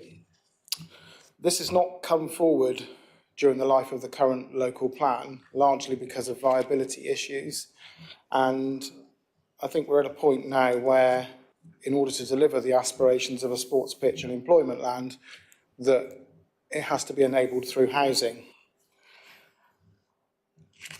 The report in your agenda today, I think, is very thorough and balanced, and I thank the officer for such a detailed argument, because clearly the officer wrestles with the harm and the benefits that the application proposes. And I think as a ward member, I've done exactly the same, and it's really tricky to get that balance right. I think I'm fearful of where we might find ourselves in 5 years' time if we don't approve an application such as this, because we've already seen previous applications with 170 houses, which are now down to 130. So with the government that we currently have and the pressure that the district council's under and the whole reorganisation of local government, where do we see ourselves in 5 years' time? If we delay it today, do we end up with an application coming forward with 200 homes or closer to the 170? So there's a lot that's gone on in my mind in terms of forming a final view on this application, which has been something we've been pondering now for a couple of years. So the flood risk has been one of the key areas that I've been concerned about, and I've raised that at strategic planning before when we've been looking at sites. I suppose we'll have to put a degree of trust in the experts and the officers at Devon County, and Thomas Aldridge has been mentioned already, and I've worked with him in my role as county councillor, and I know that the final report has said that they're happy with the general principle in terms of sustainable drainage on the site, albeit the reserved application will bring forward some more detail and detailed calculations on that. The other area that I was particularly concerned about was highways matters, and in particular the Colliford Road entrance to the site. And I know this was something that was addressed in terms of moving the location of the entrance to the site, but I still think it perhaps doesn't go far enough. And there is a document coming forward through Devon County Council, which is a draft cycling and walking infrastructure plan for Seaton, and there is a proposed scheme on there which would put forward a like a pedestrian refuge on Colliford Road, which would encourage people to be able to access the wetlands, the cemetery and the new multi-use trail from the residential properties which are on the west. So I do wonder whether there's an opportunity within this application, if the committee are mindful to approve it, that there could be some enhanced connectivity from the housing to the wetlands and the multi-use trail. The other thing that I was slightly concerned about was reading that there was no contribution being made to health services. There was a section in the report which referenced a request from the local NHS that would not actually be a requirement. And I know that there's many people that have expressed concern about the pressure that it would put the doctors' surgeries under in Seaton, and in fact it's been documented, it's been mentioned today. So I'd perhaps urge the committee to sort of probe officers a little bit more on that to see how local health provision can be sort of improved by such a development. And the final point I really want to touch on is to do with sort of volunteers in the community, and it's been mentioned today. We've got fantastic volunteers at the wetlands, we've got volunteers in the football club, and we're sort of wrestling, aren't we, between the football club that needs to expand, it needs extra pitches, it needs these facilities.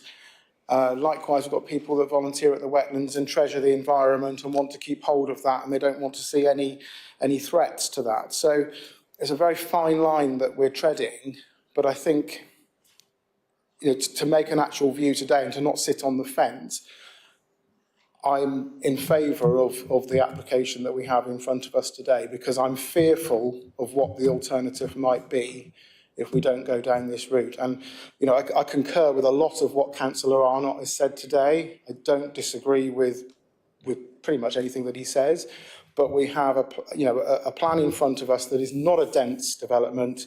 It's done as tastefully and as mindfully to the environment as it can be, and I would just urge the committee to consider the two key points around the pedestrian refuge on Colliford Road as to whether they might be able to encourage the applicant to provide something like that, and also around the money for health, because I'm really concerned that there's no money coming from it. So those are the two real key points that I want the committee to consider when they're looking at this application.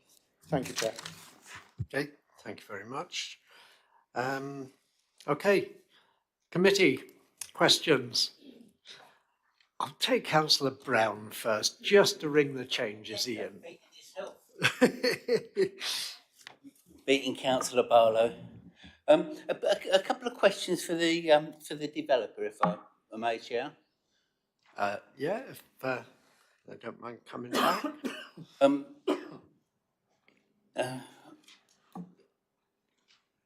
In the last speech that was given, he asked if there could be any pedestrian, what's it called? Pedestrian refuge. That's the word. Yes, in Colliford Road and that. I mean, if this was to be passed today, would he consider doing that, putting one in there, if Highways Agency were to agree to it?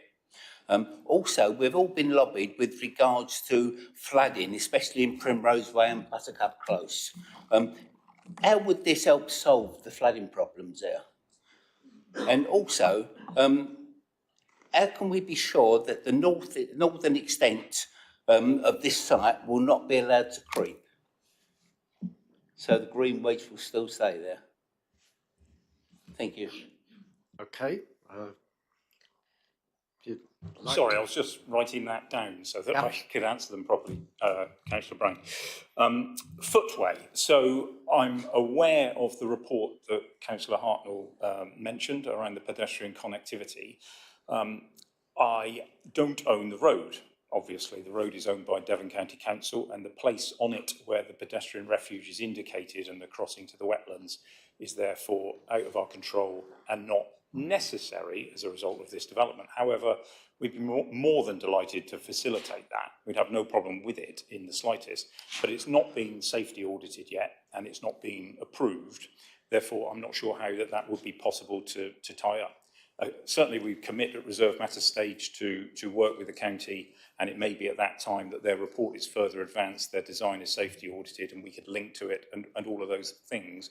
But at this stage, for this outline application, I'm not sure how we could commit further than that, other than say we'd be very happy to work with people. Mrs. Ormsby may understand better how that could be done. So that was the first point. The second point, I think, was around flooding and Primrose Way. At the moment, you can see on the plan behind you there, to the south of the employment land, between there and the housing, there's a ditch, and it takes a great deal of water runoff that comes from Harepath Hill. And where it reaches the corner of the development, the proposed development, which is where Primrose Way is, it goes into the ground, into a culvert, which is completely insufficient and poorly maintained and cracked and all the rest of it. And to the west of it, there's a bund in the ground, and all of the water that spills out of the culvert there, that's very helpful, thank you. All of the water that spills out of the culvert follows the blue area along the southern boundary of the proposed development site, running through all the gardens of Primrose Way, Buttercup Close, causing flooding issues. And some of that land has been colonised by neighbours with benches and things like that. So the proposal that you can see on the plan there introduces into the back corridor a number of swales, detention basins, ditches and the rest, so that the back corridor becomes a multi-use area with drainage infrastructure in it, which would provide a spillway for all of the water that comes from that inadequate culvert into the back corridor, through all the swales where it would deal with the water quality and pass it down through into the large attenuation basin system at the bottom of the site. So that's the reason that the development proposal would alleviate that. And indeed, it would therefore assist for the commercial application that's also in front of the council, not today, further up. So hopefully that's answered that. We spent a similar amount of time considering Basin B up at the top and checking that that was all good as well, but you didn't ask me that. The third point that you asked me was what, Councillor Brown? Forgive me.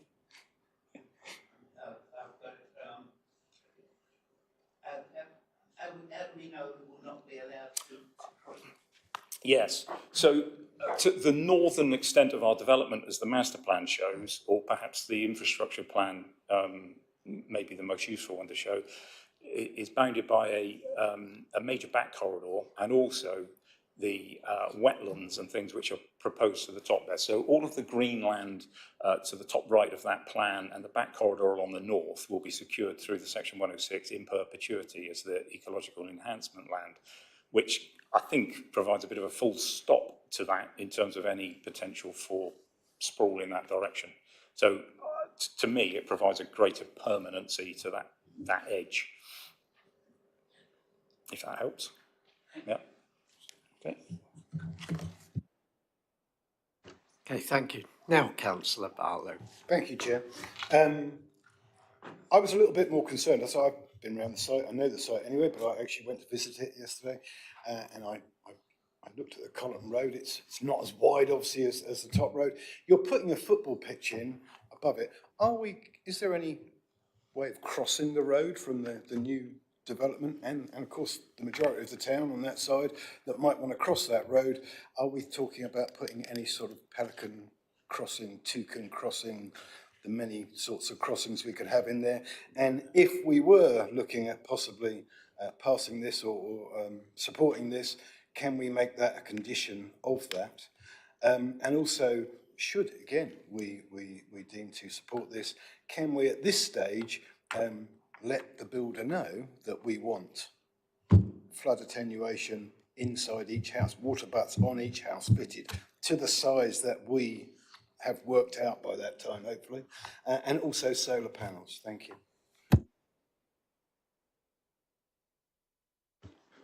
Okay, I think we've got.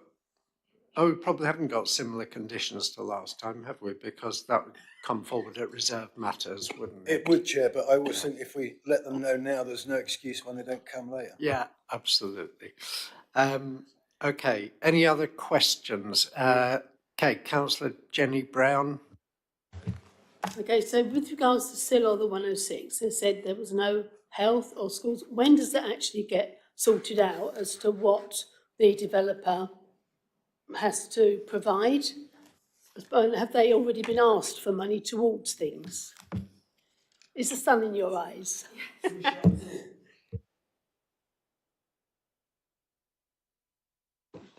The door doesn't help very much because the sun is coming through the windows from the... It's nice to know it's still shining, isn't it? It hasn't set yet. Okay. Yes. No, oh, see, it's for the ones on the top. Yeah. I don't know if there's any lines up there. Councillor Brown, sorry, were you asking about NHS contributions? NHS, schools, the SIL 106, has this already been discussed and agreed with the developer as to an amounts of money? So the SIL will be set. We have a formula. So there's an amount per dwelling. Well, actually not per dwelling, per square metre that the developer will have to pay. It's non-negotiable. In terms of the NHS contributions, unless, I think this is following the same format as most of recent NHS contribution requests that we've had, that there have been legal challenges to the way in which the NHS have requested these on the basis that they're not evidence-based for the requests. And we have gone back to them previously to say, you need to give us a robust evidence base for us to be able to make this a requirement in a Section 106, and they haven't done that. So we haven't been following through with those requests into the Section 106 agreements.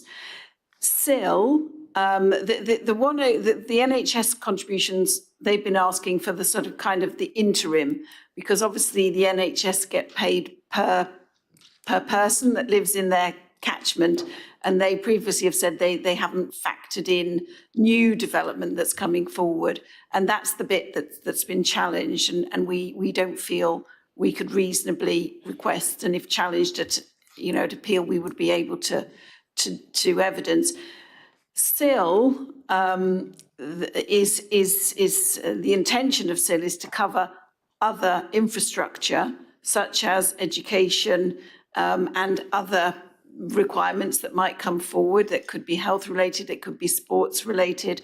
However, they are obviously subject to the SIL bidding process when that comes forward. But because we have adopted SIL, we can no longer make specific 106 requests for things like education. If we hadn't adopted SIL, we could, but because we have, then that is something that we basically say that the SIL is there to cover.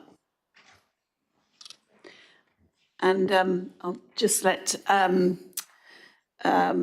Ebden comment on the issue about the crossing to the football pitch. Thank you, Chair.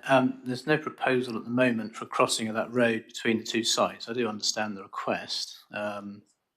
The Highway Authority haven't asked for it. I mean, it does make sense in my mind in terms of sustainable transport to a degree, but we'd need to rope that into part of the 106, and we'd need to understand from the developer if they were happy to sign up to that. Can we ask the developer?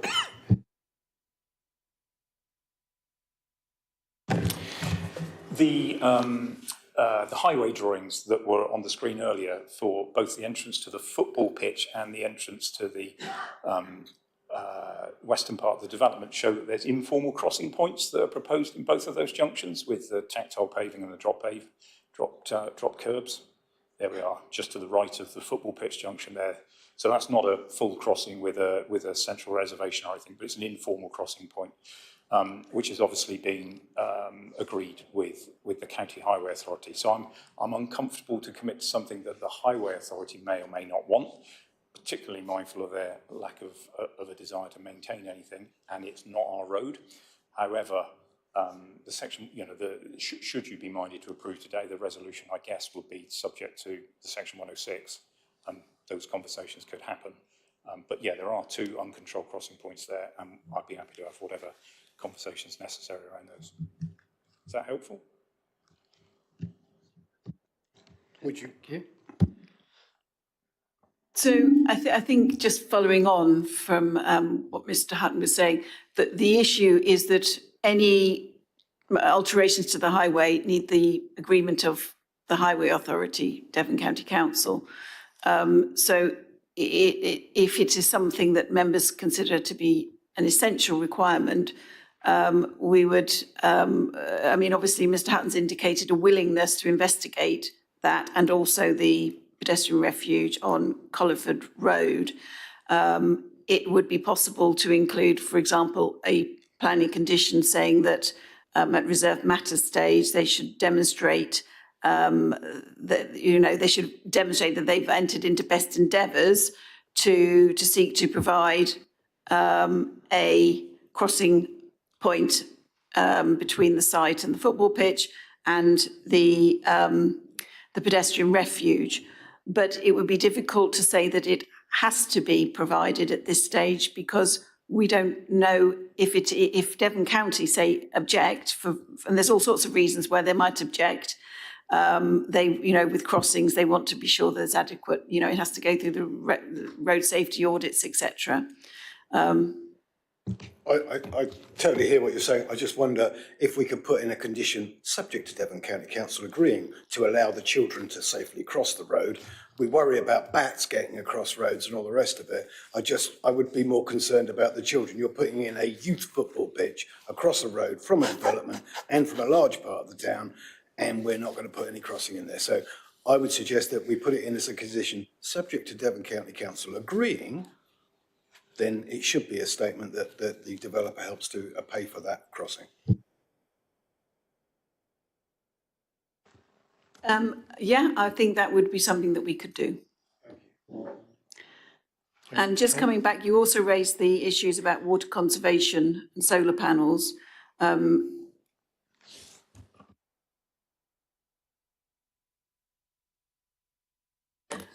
We could put in a condition saying that at reserved matters stage, details of how water conservation measures will be addressed, or effectively a water conservation strategy shall be submitted at the reserved matters stage for layout.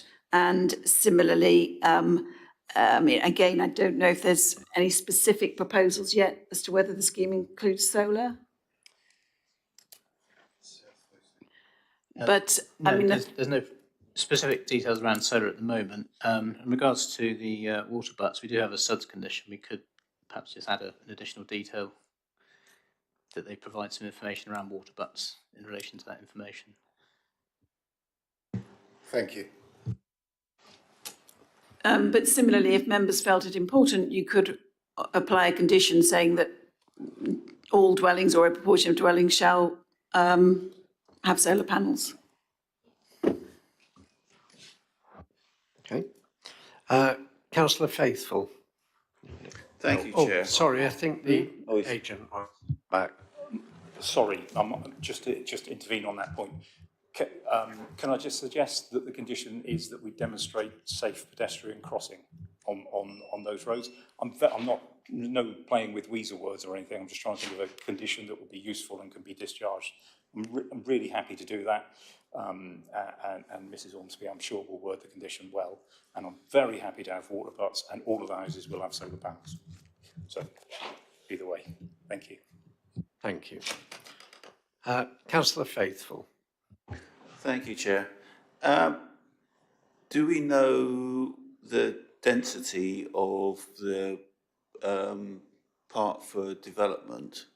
Because I'm just a bit concerned that the housing goes right to the end and it's pretty well cutting the green wedge in half. I don't know if there's any way we can have a little bit of green at the top end to sort of maintain some form of green wedge, even if it's only a token one.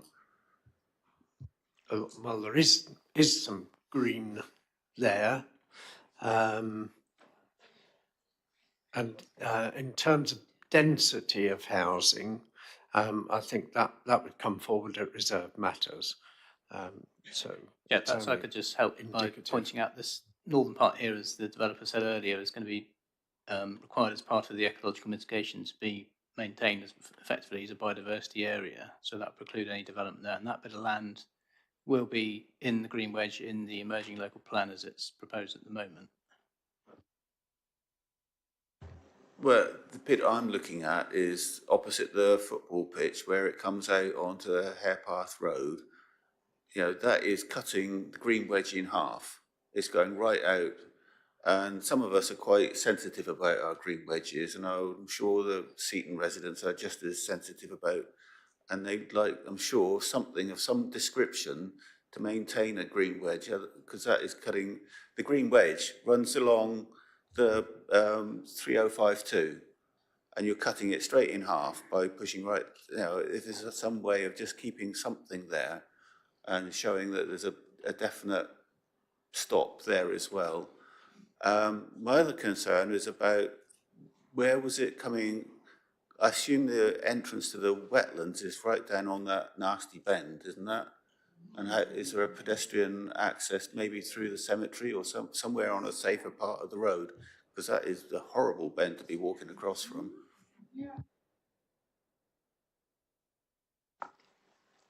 Chair, the layout is a reserved matter, so the exact sort of configuration and position of the housing and other built forms of the development in this field here, which I think was being referred to, aren't settled yet. That there is, as members may note in the report, because we've got these listed buildings here, there's the conservation officer suggesting we need some fairly careful treatment of the development in this location here, and that may have some bearing on the density and the layout and the quality of the buildings in this location, which may mitigate some of the effects I think that was being referred to. From my understanding and my limited visits to the wetlands, I believe yes, you drive into the site here to the car park and then walk up to the site in this location here, and the development site does position itself opposite that position there, and it is part of the ambition of, in terms of sustainable transport credentials of the site, is to provide a link down into the residential area here, to provide a slightly quieter route for residents to get into the site. And I would have thought it might present an opportunity at reserve matter stage, subject to the strategy members were discussing earlier, to think about maybe there would also be an opportunity then to think about how you might navigate from one side of the road to the other at that particular point.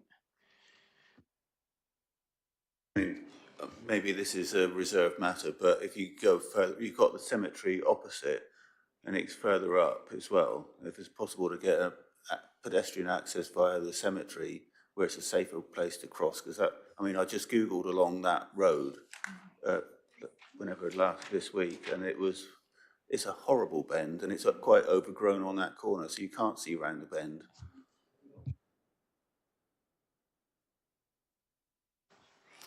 Okay, well, I'm not sure we're going to solve that one at the moment. Oh, yeah, Marcus. I don't know if that one's Working? Can you hear me? Ah, right. Oh, I'm Paul Hayward. So the pedestrian refuge I was talking about is actually just past that corner that you're talking about. So the proposed development, the footpath that comes down, would join into the bit of recreational land at the bottom of Celandine Close. And then there's a gate from there that comes out onto Colliford Road, and the proposed, so through the Devon County draft cycling and walking infrastructure plan, that's where they're proposing to put a pedestrian refuge in the road there, which would just give pedestrians a bit more time to cross the road just before that tight bend. So, I mean, that could be upgraded to a more formal crossing, although I think the draft report, I mean, obviously I've seen the draft report because I'm the county member for the area, so the report is due to be adopted fairly soon. But the draft report suggests that there isn't enough footfall to demand a more formal crossing, but it suggests that a pedestrian refuge would be a vast safety improvement. So that's the point I was raising earlier, that you know, we need to get the people across from that sort of western side to the eastern side as safely as possible. So I think that would help with the points that you're just talking about, Chair. Thank you. Okay, thank you. Okay, Councillor Smith. A question for planning officers. Is there any planning reasons why the football pitch is that side and not on the other side of the road? Chair, well, this is just how it's been proposed. You may want to have a look at the landscape officer's comments where he notes the different harms in relation to the fields relative to their exposure to views and their elevation, and obviously the football pitch is fairly well up the hill compared to the rest of the site. And I imagine if we had houses on here, I suppose in the developer's mind, if we had houses on here, that would be potentially more visually impactful than having a flat grassed football pitch. I obviously only mentioned because we've mentioned the difficulty of crossing the road, but also as we all know, that field, the gradient, you're going to be needing to take out a lot of material to make that level. So we'll wait till debate to dig in a bit further, I think. Okay, thank you. Councillor Wragg. Yeah, I just wondered whether this had been before a members' advisory panel in the past, given the history of it. I don't know if members are aware of members' advisory panels. It's where the chair and vice chair of this committee meet with the landowner, developer, and county highways and try to iron out these things. I'm listening in particular to the highways concern. So I don't know, perhaps Councillor Hartnell be able to. I'm aware of at least one occasion where we've had one of those meetings. Yes, Chair, I think there was a pre-app and a members advisory panel, but it was some years ago. It might even be before COVID, if I remember. It wasn't particularly detailed and it was fairly inconclusive, I think, at the time.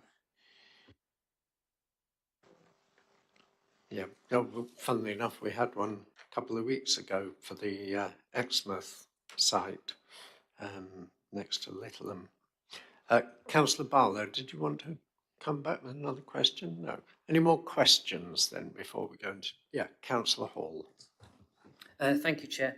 Can the case officer just please clarify?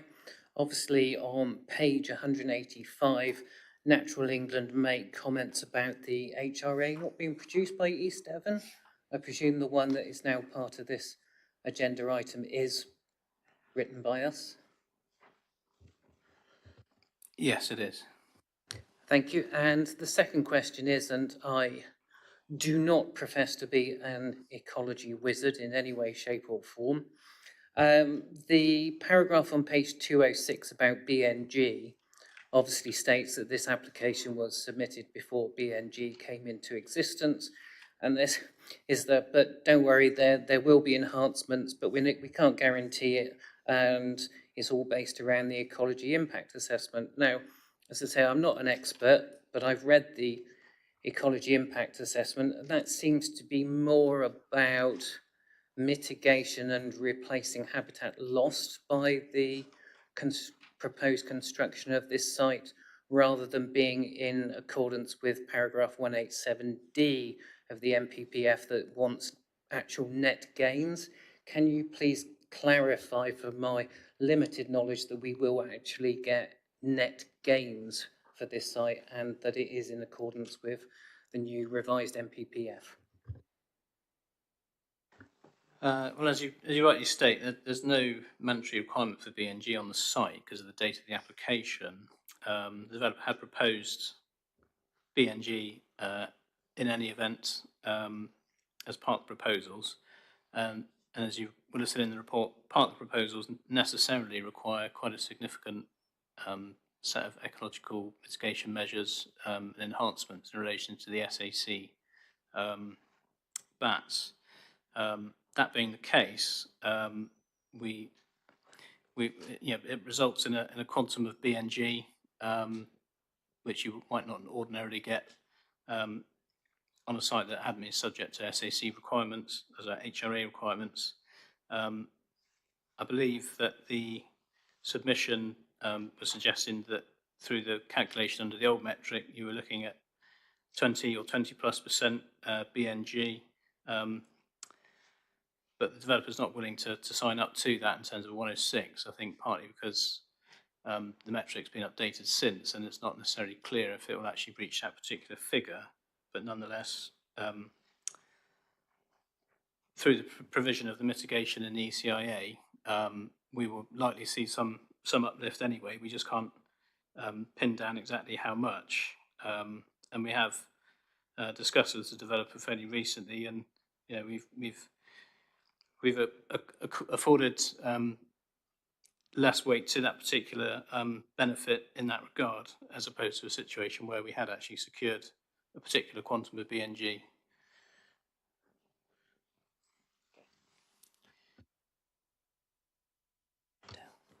Okay, thank you. Councillor Haggerty. Thank you, Chair. Two questions. One might be, this being outline planning permission, this will come back to us again anyway, wouldn't it? For full planning, which is fine. The second question, where the football pitch is proposed, is there going to be some sort of small coach park put there? Because this is where all the coaches are parking for the schools, along Colliford Road there. That facility needs to be took into consideration, because you're going to flood the schools with people anyway, and there's going to be probably even more coaches coming into the town from everywhere, bringing the kids in. So is there going to be some sort of provision for the coaching parking for the schools by the football, which will have a dual purpose? Chair, I'm not aware that that's the intention. I think as I say, the application is an outline form. Layout is a reserved matter. So we've got an indication here of a parking area. It doesn't look like it's providing. I don't believe there's any suggestion that they need to provide coach parking in terms of planning policy on the site. It really is just a proposal for a football pitch and its attendant facilities, welfare facilities and parking and access. Can I come back there, Chair? I believe this would be something the same as the crossing, because the relevance of the crossing for the safety of the children or the people, the public, would be the same, because the coaches there have nowhere to go. Some sort of parking, whether they're already parking there now, so some sort of provision would have to be made to facilitate this. Okay, thank you. Okay, any further questions? Okay, we'll go into debate. Councillor Barlow. Thank you, Chair. As I said, I went to this site. I spent some time wading through the many documents. It does go back an awful long way. I listened to Councillor Hartnell and I thought what he said was very true. We have to find a balance. Our council, our leader was then very much against everything. But again, look, we are being forced to provide houses for this area. It seemed a sensible place to put this. You're getting a football pitch for the youth. I do think that if we do this, I will be, if it should come to that, I will be happy to make a proposal saying that we need to have, and I take the developer's wording and believe that our officers will fight for the best, but we'll say safe crossing for children, because I would be more concerned about that than the bats. I understand the difficulty, because this is an old one, because we haven't got BNG in there. How do we measure? I don't know if you can improve on that, Councillor Hall, because I know you're better at this than I am, to come up with something you might want to add to it. I would also like to add in things that we've talked about before. Again, prevention is always better than cure. We need to prevent the water going into the sewage system and the flooding as best we possibly can first. So again, I know most of this will come up at reserve matters. However, I do think that we should put down there that we would require water butts on every house to a certain size, and that we want solar panels on the house to make them affordable long-term and better for the people that live there. But we've already heard from the developer that's acceptable. I just think we've got to be realistic. You know, this is in the new local plan coming up, and I know that doesn't mean the be-all and end to it, but also I take the point. Yeah, we could have a lot more here if we put this off for a little bit longer. You know, if this goes outside our control, it could be forced upon us. You know, I think, and I've said it before, and I freely admit, we're all NIMBYs, with one exception. We're all NIMBYs. We don't like things in our own backyard, but our job is to make this a reality of what basically the strategic plan is coming up with. I don't think we have a choice, and I think this is, at this stage, looks very presentable. Obviously, the reserve matters is when it gets more interesting, and then we will demand from Baker Estates to make sure that this is something we can be proud of. But I think for what we are being offered, I think this is a good deal for Seaton. I think it's a good deal for East Devon, and we should accept it. Okay, thank you. I've asked, I know these things are always contentious, but it's helpful if we don't get comments from the gallery. Thank you. Okay, we'll have a bit more debate, Ian, and then perhaps I'll come back to you for a proposal. I think Councillor Smith was next. I have some concerns. I have some concerns about the tone of this application. There's a lot of fear that's led this conversation. The reality is 60%, nearly 60% of all local planning authorities are not meeting their 5-year housing supply. And that's a problem. That's a problem for central government to try and fix. They've tried to pass down that problem to us, and unfortunately that comes across as fear that we have to develop. And we always have to weigh up whether any application is going to try and help a problem, help a situation, or make it worse. And I think that the carrot that's being dangled to the football club, and I'm a referee, and for discretion and openness, I know Christian and refereed for his football team many times. I know how much Seaton need new football pitches, and I know how tempting it must be to say yes to anything that comes that might solve that problem. I just can't buy into the fear that's being presented that this is the best case that we can do. I think the compromises that we're being asked to make in this are huge, and I think they'll have a knock-on effect long after we've left, long after East Devon is still an organisation. And I'm concerned, and I think because we're still in debate, I'll continue to listen to see if there's any other things mentioned, but I felt it was important to express that. Thank you. Councillor Haggerty. Thank you, Chair. This application's been going on for quite a while now. It's been turned down by Seaton Town Council for many reasons. This is one of them horrible, another one of these ones that come to us today, where we're not governed, it's the wrong word to use, where it's coming into play with the local plan of what's required.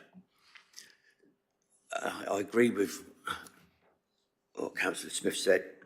Things are going to go on long after when we've gone here. I also agree with Councillor Hartnell that time's going to go on. And I know this is going to come back to us, whatever happens after today. This is probably one of the biggest decisions that's hit Seaton for a long, long time. This is major, more major than perhaps some of us sat around here realise. And I think to put this right, yes, it's nice to have a football pitch. Yes, people have got to cross the road. Yes, we need a coach park. Yes, we need this. Yes, we need that. This is all part of what's going to go on for this estate. Things that concern me all the way along, right from day one, is the flooding. And I know we can gloss over that and say we can raise things up and build things up on things. But I'm going to say, to put this right, for outline, and know where this is going, I honestly believe a site visit on this occasion, I know it's gone out and on and on and on and on and on, and it's going to go on. But if this is going to go further, we're out of our days as well. A site visit is really needed for this particular application. Even before it comes, if it goes through today, fine. But you've got to make sure that everything is in place. I think this is going to be such a major disaster if it just goes through as it is at the moment. I think people need to understand the impact of it, and I know what's required for the housing, but this is Seaton. This isn't the government. This is our home. This is people's homes and people's lives and a town's life. You know, once upon a time, it was a very thriving town, and it's coming back again. It lost its soul and it lost its holiday camp, and now things are happening to bring things back here. So I think personally, for this application, I would like to see us, I would propose the site visit. Okay, thank you. Councillor Smith. Yeah, Thank you, Chair. No, what it was, Councillor Smith, I just wanted to have a quick word, but then Councillor Haggerty started speaking, so I thought I'd wait. I just wanted to double check, you then mentioned when you were speaking that you referee and that you know one of the speakers. Sure. I just wanted to just double check, there's no declaration being made at the moment. Is he a close associate of yourself? But I'll use the threshold we sometimes use. I've not had tea and dinner at his house. So you know Does that him on a regular add- basis, but you wouldn't consider him to be a friend? No, no. Okay, thank you. Then no declaration. I just want to clarify though, thank you. I'm assuming you referee for quite a few clubs, Simon, so, okay. Councillor Faithful. Thank you, Chair. I looked on our present local plan, and much of this site and the site alongside is put down as mixed use, employment and recreation, and now it's all going for housing, and we're putting the recreation across the road. And I'm a bit concerned that this is, although it's tacked on the end of the present houses, it is a long way from the town centre, which is right down by the seafront. And it's quite isolated, actually, because of the access. It's a completely separate plot tacked on the side. And, you know, we're sitting there pressured with all this blooming MPPF and the latest what's being thrown at us. And I'm struggling with this because part of me is saying I don't want it, but we're having pushed with these numbers. And I mean, you're all welcome to sign my petition, I have you know, so that'd be very welcome. Get those numbers up, but other petitions are also available, I have to say. Yeah, I was kind of at times leaning towards what Councillor Hartnell was saying, that it's like, careful what you wish for almost, isn't it? I'm afraid. Okay, thank you. Councillor Hall. Thank you, Chair. I'd like to second Councillor Haggerty's suggestion of a site visit. This is an extremely large site. I think we need to fully understand and examine the issues which have been raised today by residents and councillors alike. We need to understand this road system and the layout and the proposals as we're talking about a site across that straddles a road. I think we also need to be looking at the impact on the amenity of the existing residential properties on the south of this. I think we also need to look in assessing the as much as we can do, and with officers help, the ecological value of that area to the north of the site. I don't think that this is an application, I feel, even at outline stage, that we really should be making a firm judgment on without us all going around that site and preferably all of that site, not just bits and pieces you can access from the public realm. So I'm quite happy to second his proposal, Chair. Okay, thank you. So we have a proposer and a seconder for that. We'll take some further speakers and then we'll need to go to a vote on that one. So Councillor Wragg. Yeah, Chair, I was also going to second that, so beat me to it, Matt.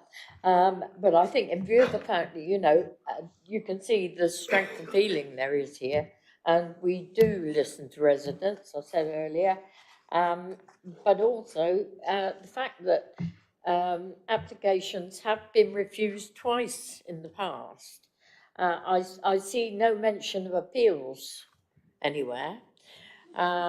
So obviously it wasn't a certainty, but I think now that the site has come forward as part of the proposed local plan, it's a time to take that opportunity to apply for further planning.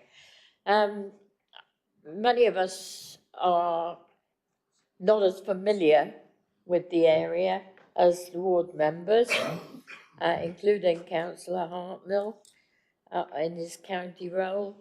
And I really do think I need to know more about this. We should not feel pressured by the offer of a football pitch or housing, which we know we badly need, but we have to balance that with the concerns of people who have to live there, and as been rightly said, the future. So I heartily endorse the prospect of a site visit. Thank you. Okay, thank you. Councillor Jenny Brown. Right, so this has gone into the emerging local plan as a mixed development site for residential and trade or commercial, and the grey area. Did I see an application for M&S and the range? So you're going to have two big buildings going up there that actually then will supply jobs for the houses? I think that is Because that's an important part of it as well, isn't it? zoned as commercial, yes. I don't know if there's actually an application in. Yep. Okay. Okay. Do we have any further speakers? Otherwise, we'll go to a vote on site visit. Sorry, just before you go to the vote.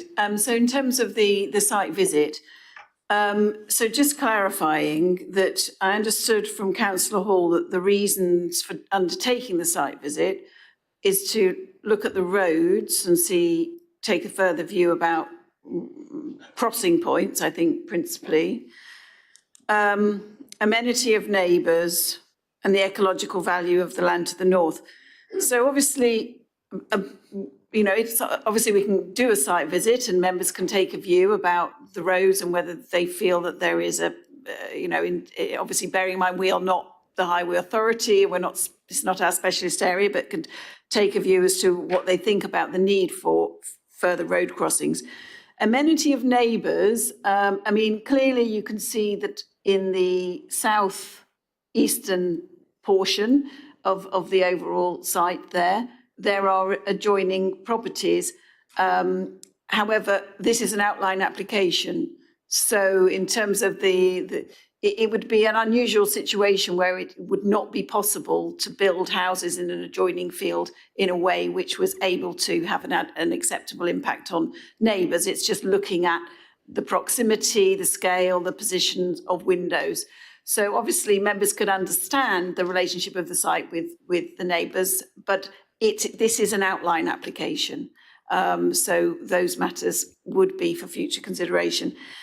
The ecological value of the land to the north, again, I mean, much as I like looking at countryside and woodland, I personally could not tell you by looking at a field or a hedgerow or a woodland what its ecological value is. All I could tell you is whether it looks unspoiled and pretty. And that's as far as my area of expertise. I imagine that's probably going to be the same for most of us in attending that site visit. So it's just clarifying in terms of members assessing whether they feel that genuinely there is a valid reason for this site visit. Of those reasons specified, I would see that, you know, looking at the roads and crossing points is something that members might want to satisfy themselves on. The other areas, I think I would question, you know, really what are we going to get out of a site visit in those regards? And that's for members to think about when you're deciding on that vote. Okay, Councillor Hall, you just want to come back? Yeah, if I could just come back. I appreciate everything that Mrs. Ormsby is saying, but I feel that we either need to do a site visit now or we do a site visit at reserved matters, or potentially we need to do both. I think at this precise moment in time, there is nothing wrong with us asking for a county representative from Highways to come along.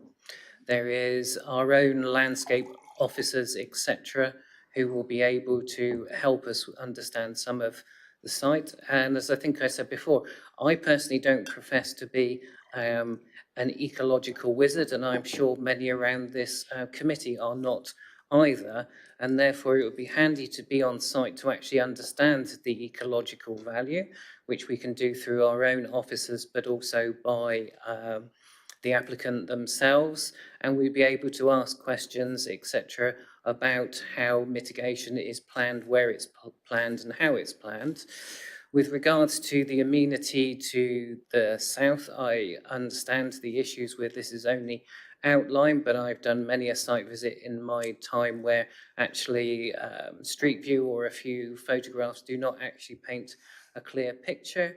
And as this is outlined, one of the things we're looking at really is the principle of development. And I think we need to understand all of those avenues before such a site as large as this and as complex as this can be fully assessed by this committee properly. And I would hope in the eyes of making the right decision, not only for the council, but for the people of the local community and the wider Seaton area. Thank you. Okay, Councillor Barlow. Thank you, Chair.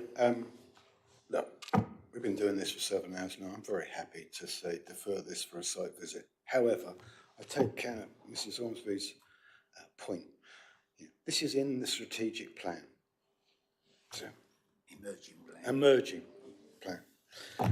You know, this is allocated for housing and industrial. So at this point, we're looking at access to it off a pretty main road on the top and a smaller road at the bottom.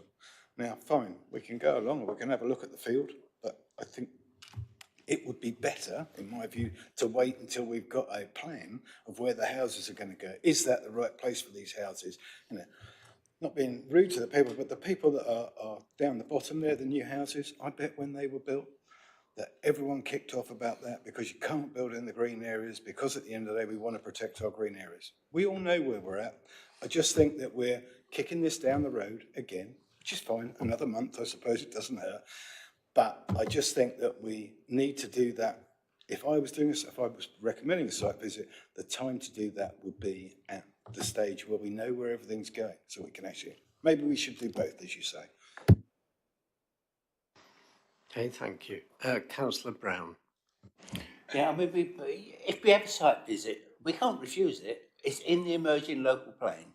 It's down for 100 and whatever houses it is, 130 dwellings. And it's come forward with 130 dwellings. So what we're going to do, go up, have a site visit and refuse it? We can't. You know, we're leaving ourselves wide open for an appeal. We're leaving ourselves wide open for costs, as Mr. Hunt always explains. That's right, though, isn't it? I mean, we are putting ourselves on the line, and we might have to part with money. We don't need that. You know, how are we going to argue against our own new emerging local plan, where we've only got 3.97 housing land? 2.97, even worse. How are we going to argue against that? Can someone tell me? Yeah, I mean, we've mentioned the local plan, and I'll point out on page 210, it says the development is not in accordance with the allocations in the emerging local plan as presently drafted. Seat 03 is only allocated for housing, which is where the football pitch is being suggested, and Seat 05 is allocated for housing and employment. And the development site includes land north and outside of Seat 05. Also, the draft local plan requires that Seat 03 and 05 be delivered as a coordinated and comprehensive development, and this application leaves some of the allocated land out. So it says only limited weight can be afforded to the emerging local plan at this time in any event. Okay.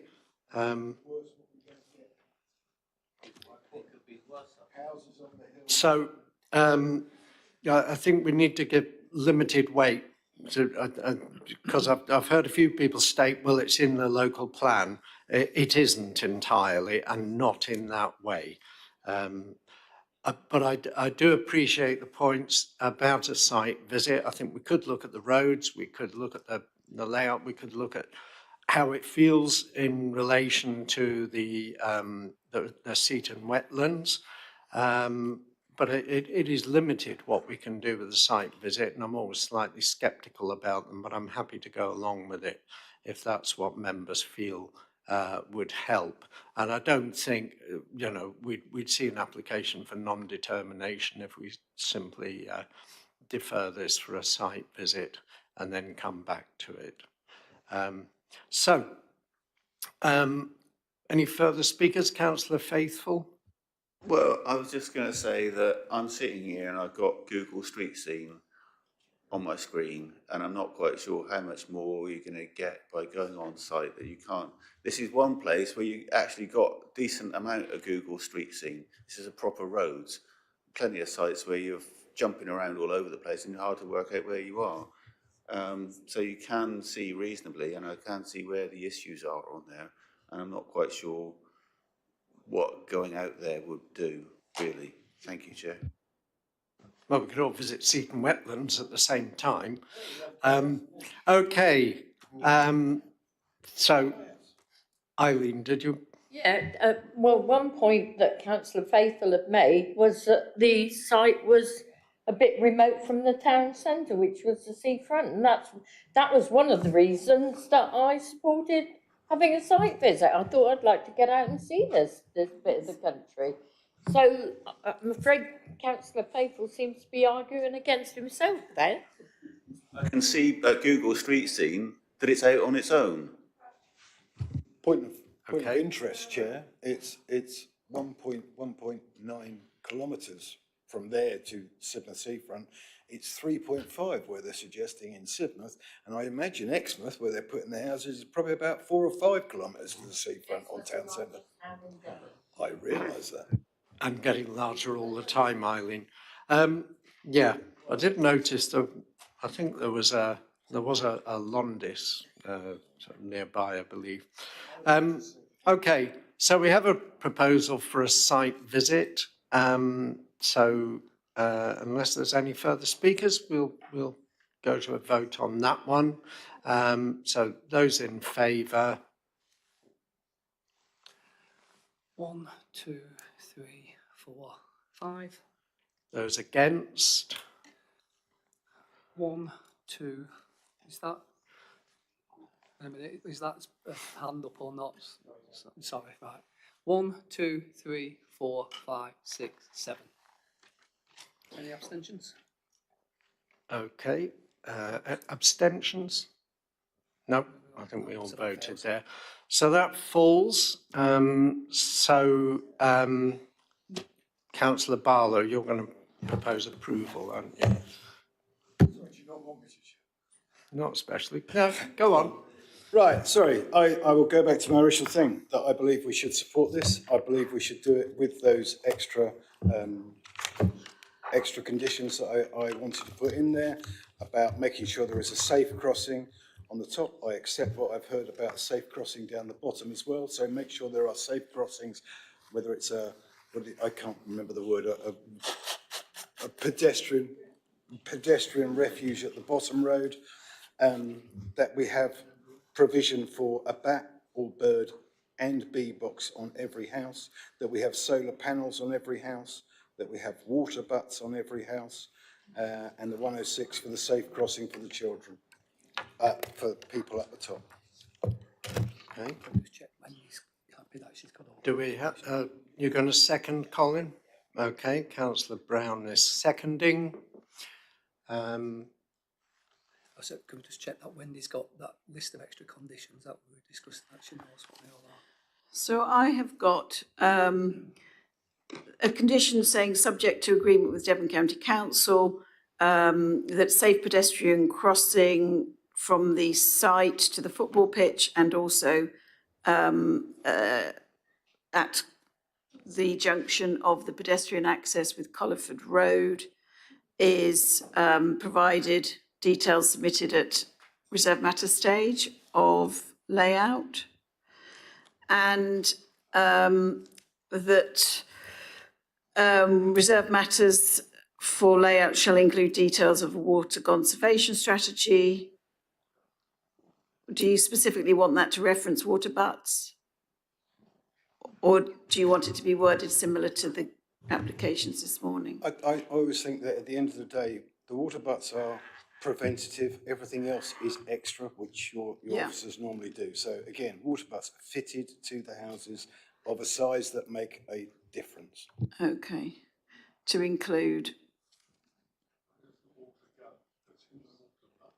smart water butts that discharge. Solar panels to be provided on all dwellings, details at reserve matter stage, well, of the location probably only, and all dwellings to provide bat and bird boxes and bricks.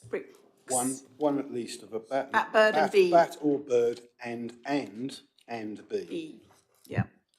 So 4 additional conditions. Okay. Okay, thank you.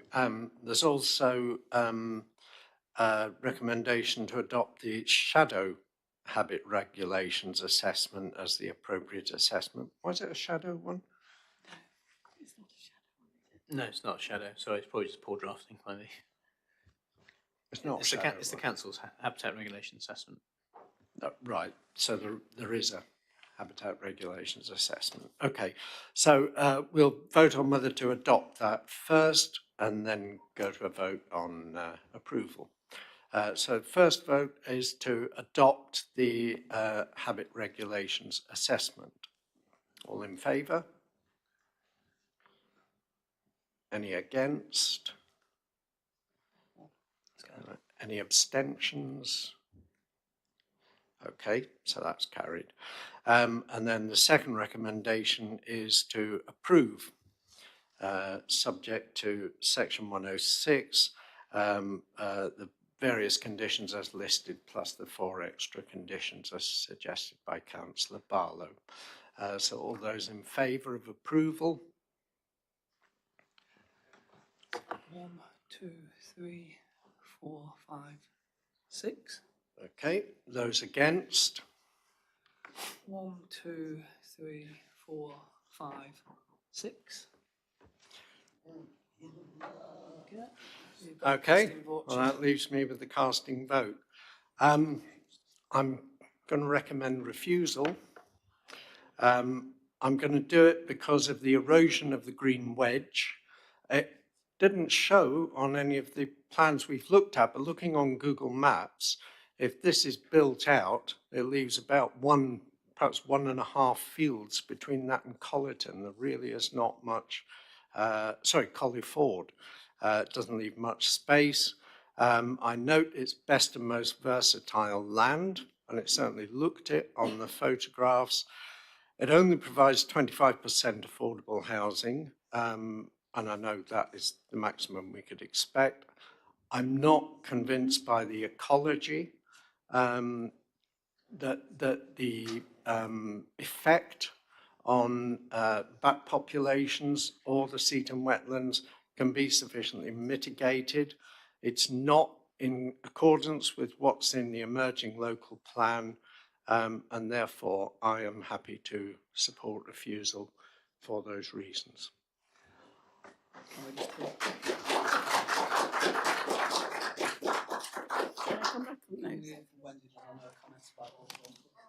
Yeah, go on, Wendy.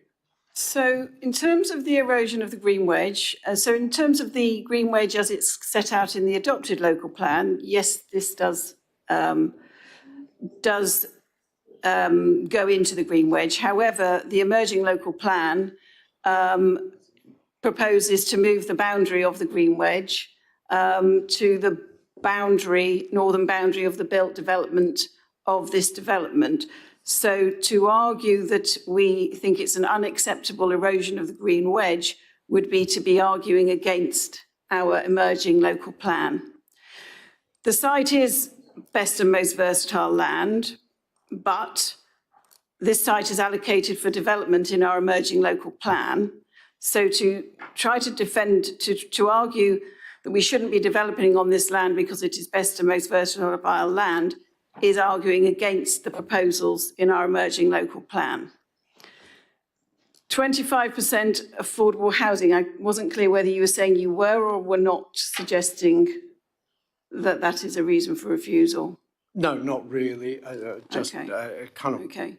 weighed with me that it is only 25% in terms of the provision of affordable housing. So not convinced by ecology. So I think it would be important to understand why, because this application, the reason it has taken so long to get to committee is because the ecology has been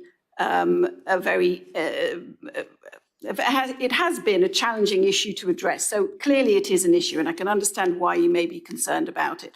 However, our district ecologist has really been very, very thorough in his assessment and analysis, and that's why it's taken so long, because he's taken a lot of he's been asking for a lot of information and a lot of further information. There's been a lot of toing and froing with Natural England. Natural England now say that they do not object to this and they accept the HRA. Our district ecologist says that he has no objection to this. So I think if we're going to suggest a reason for refusal on ecological grounds, we'd have to understand in what way do members consider this is deficient in terms of evidencing that there will not be adequate mitigation for ecological reasons. Does not accord with the adopted local plan. That is factually correct. It does not deliver. It only, Seaton 05, which Seaton 05 is all the land to the east of the road, including the grey area. And the allocation there is for housing and employment. We currently have an application in that seeks to deliver employment. Whether or not that will be successful, obviously we don't know. But there is an area of land which is potentially available for commercial. So granting this would not undermine the intent to deliver employment on the land. Seaton 03, yes, it's correct. It is not allocated for recreation. It's allocated for housing. So yes, there is a conflict with Seaton 03, and the emerging policy does say that the two should come forward together as a comprehensive scheme, and this does not include all of Seaton 03, because Seaton 03 is the rest of what you can see in that field, and then another field immediately to the left. So it is correct that it is not fully compliant with the emerging policy. So then we'd have to identify what the harm arising from that is. So are we saying that we could have houses where the football pitch is now? Has this got anything to do with an election? Yeah. You're telling me I haven't got a leg to stand on, aren't you, Wendy? Yes. You're usually telling us, Chair. Yeah, especially as I probably voted for these on the yes. Yeah, I would have voted for those unless I wasn't at the meeting.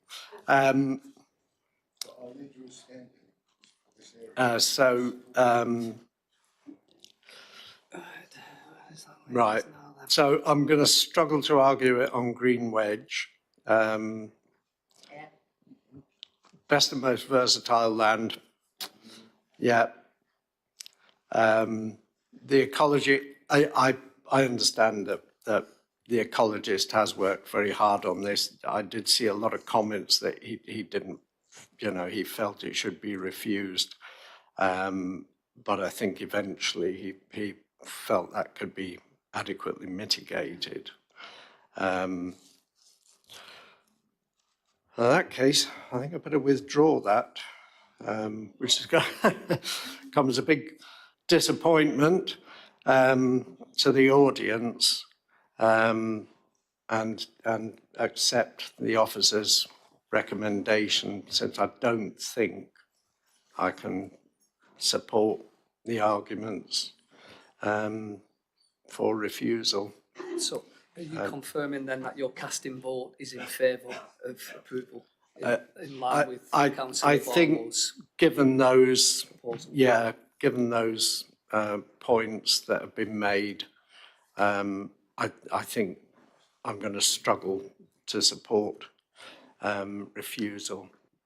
But I think, therefore, I will reluctantly... I think just for the avoidance of all doubt, we're probably best just voting again on that particular item. And this time, I'm assuming you'll be voting against unless somebody changes their mind again. So okay. Can we just have... Given that it was a split vote and left me with the casting vote... So, having regard to officers' comments, if we could... Sorry, thank you very much. So, right, so let's leave comments out of it. We've got a very difficult decision to make here. We've got a split view of the committee. Sorry, I'll have to ask you to clear the gallery if you can't refrain from shouting out. Can I ask you either to keep quiet or to leave, please? This is a difficult decision for the committee, and we are split on it. I hate having the casting vote, and I do usually support the officers, but I just had some reservations about this one. Councillor Wright. Chair, all the information has been available. We should all have read it, and the vote was taken on that basis. I've never, in God knows how nearly 30 years, I suppose, on planning committees, I have never encountered anything like this before. Once a vote is taken, that is final. I don't know whether that can be, in fact, this is a decision-making committee. Councillor Ragg. It can't even be changed by full council. Councillor Ragg, taking on board your comment, Councillor Davey said that he was minded to use his casting vote to vote against the proposal that was put forward by Councillor Barlow. He's now changed his mind. He's using his casting vote then, so we won't take the vote again. You are correct that the vote was 6 in favour of the approval, and now it was 6 against, but now he's changed his casting vote, so it now will be 7 in favour and 5 against. Thank you very much. There's no further vote. Never legal, Chair. I don't believe it is. Well, I think I'd have to come up with reasons for refusal, and as before, we are struggling with that. Chair. Okay. Chair. So in that case, we have that goes for approval. The vote goes that way. We won't take another vote, and we'll take a 5-minute break, just so members can have a comfort break. Chair. And then reconvene. May I just say, can I just make it clear, this is actually coming back to council for a full. Yeah. This is outlined, so can we just make that clear to the people as well? Yeah, it'll have to come back at reserved matters, yes.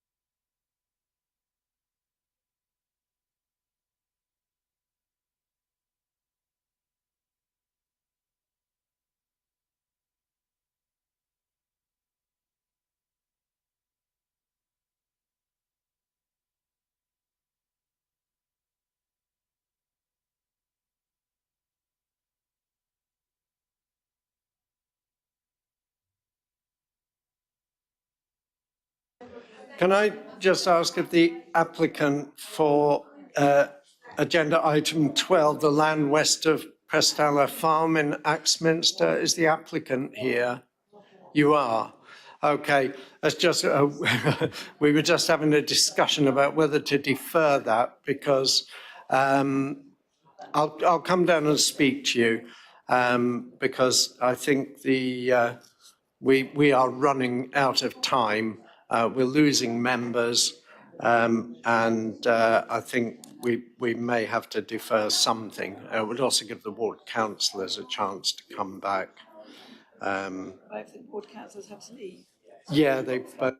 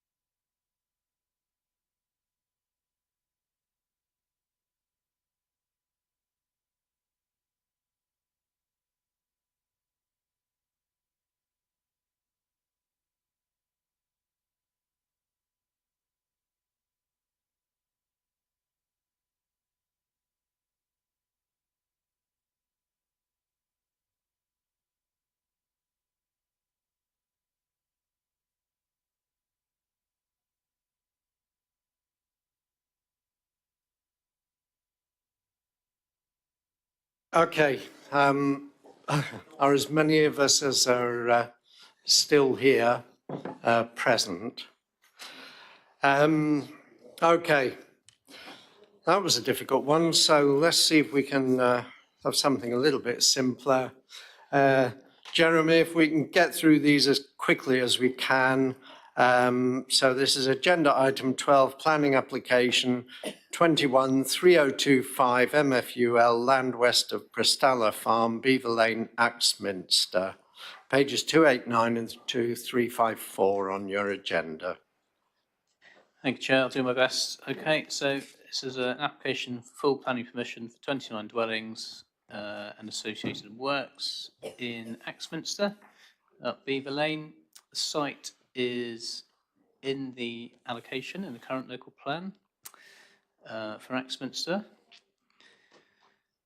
The development primarily is going to sit on the northern part of the site, and the southern part of the site primarily will be used for sustainable drainage, landscaping, etc. Access is in two places. One will be from the existing estate to the west, up an access road, and then there's some houses at the top which are access off Beaver Lane itself. I think there's 3 at the top, which requires a provision of a new access through this hedge bank here. There is a pedestrian link between the two sites, so there's some connectivity up to Beaver Lane from lower down. There are public rights of way across the site which run along dotted lines in these locations here to Beaver Lane, and that gives access to the wider countryside to the east up the hill.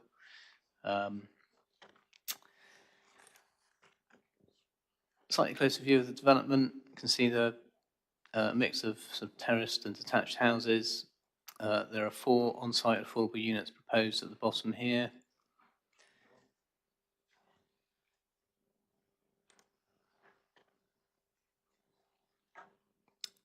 This plan just details the hard surfacing information. This is the materials plan, showing a mix of materials for the buildings, a reasonable amount considering the modest number of dwellings.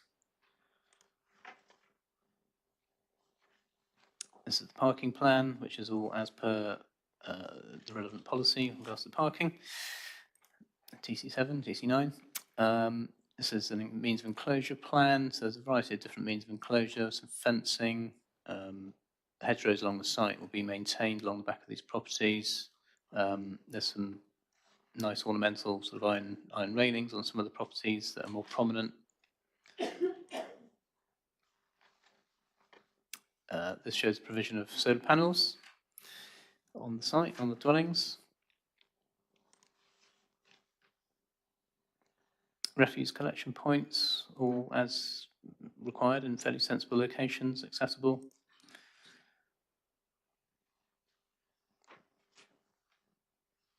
This is the one of the landscaping plans, and you can see the sustainable drainage basins here, 2 of them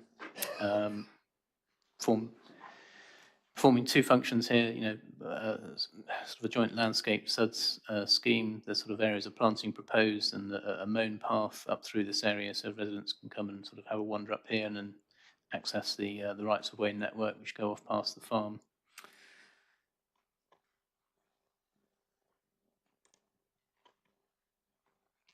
It's just some vehicle tracking indicating that everything can work properly. Devon County Council have got no objections to the scheme. They're quite happy that everything works as it should in terms of access. This is just another detail of the access road. The reason it takes a fairly circuitous route in this fashion and unfortunately pierces the field hedge in 2 places is really because of the relief of this field. It's quite steep at the bottom, so to get the proper gradient it had to come in this direction.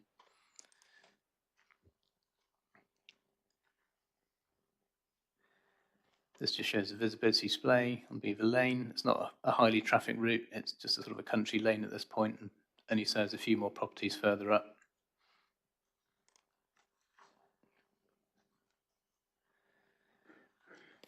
This is just some sections through the site, and you can see the nature of the relief of part of the site, which really has rendered this really the only part that's sort of viable to develop for housing.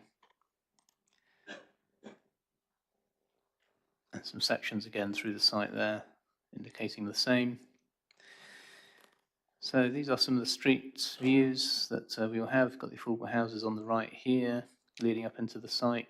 Some of the more prominent buildings here, with the the decorative sort of means of enclosure at the front, which is quite pleasing.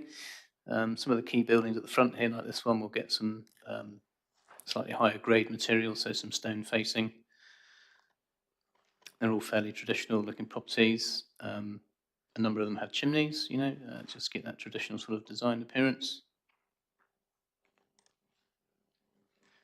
And likewise, some further street sections here. You can see how the land drops off towards the town.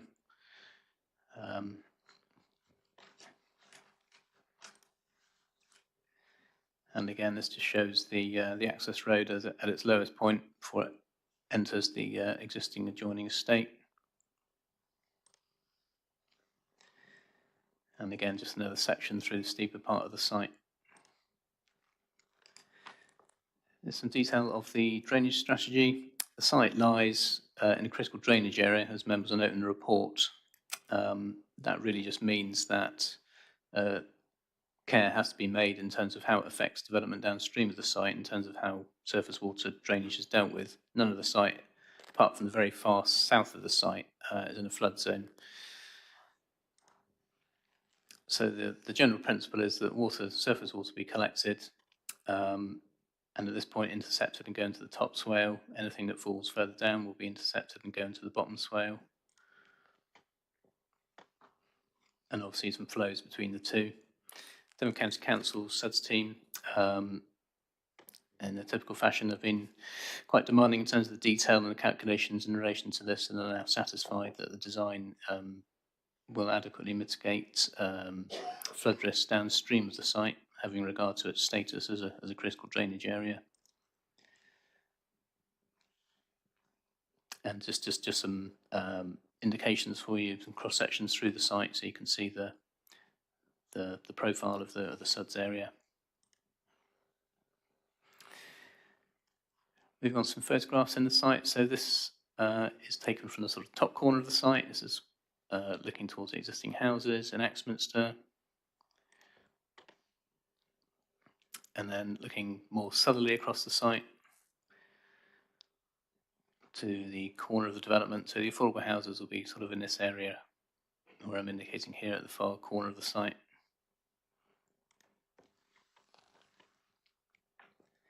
And a slightly different angle looking across that same field. And then standing in that same field looking north this time. So you can see Beaver Lane here. The access to the three properties at the top will be formed through this hedgerow here. There is an existing field gate into the field here, but unfortunately that's just not available to provide access. So we have an access coming through the hedgerow here. And again, looking across that same field towards Millbrook. And again, and then moving into the southern field. It's not mine. You can see the development's going to link up with the existing development, and it has its own landscaped area in existence down here already, and I think there are some SUDS features down here as well from a previous development, so provides quite a pleasant green corridor up the valley.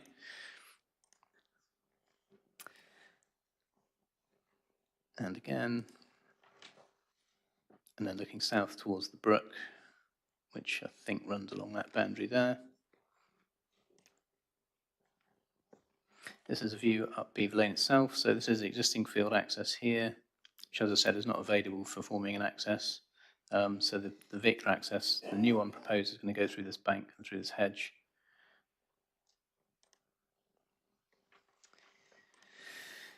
So, as I said earlier, the site is in the development boundary. It's in the allocation, which hopefully members will agree that satisfies the principle of development. This site, not unlike the other one we just considered, has been even longer in gestation because of habitat regulation assessment issues in relation to nutrient mitigation on the River Axe SAC. Just in relation to that, just need to update I noted the section on that particular matter in the report is slightly out of date and refers to a pending consultation response from Natural England. We've actually had that since I drafted that originally. Natural England are satisfied that the development is adequately mitigating nutrients in the River Axe, principally by, well, there's three means for doing that. One is due to upgrades to Kilmington water treatment works, which were due to be completed by the end of last year.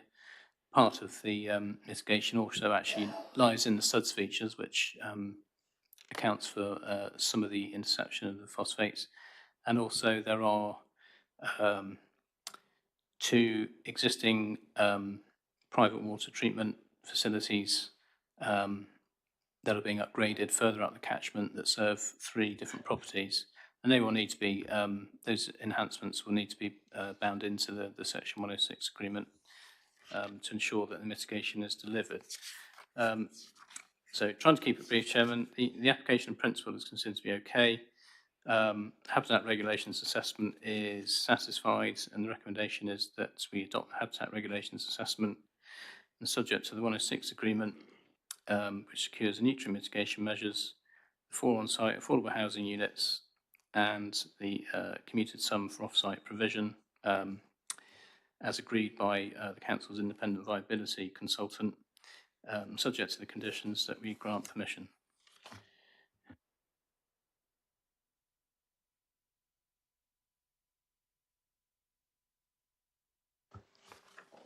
Okay, is that it, Jeremy? Okay, thank you. Right, in that case, we'll hear from the applicant, Neil Gillings. Thank you. I've got good afternoon, but it's good waiting evening. for the afternoon. Thank you very much for not deferring. I represent Summerfield Homes. I will be brief, but speak in support, obviously. The site forms part of the wider E105 allocation within the existing built-up area boundary within your adopted local plan. The principle of housing on the land is supported, therefore, in your own adopted local plan policy. The site is also allocated under Strategic Policy SD02 in the current Regulation 19 version of your new local plan. The principle of housing is similarly supported in emerging policy. We have worked hard with your officers on design and layout and have made significant changes since submission at the end of 2021. We have had to deal with nutrient neutrality, which became a relevant consideration in the Axe Valley after the application was validated. This proposal achieves nutrient neutrality. We have amended the scheme to achieve national space standards on the vast majority of the proposal.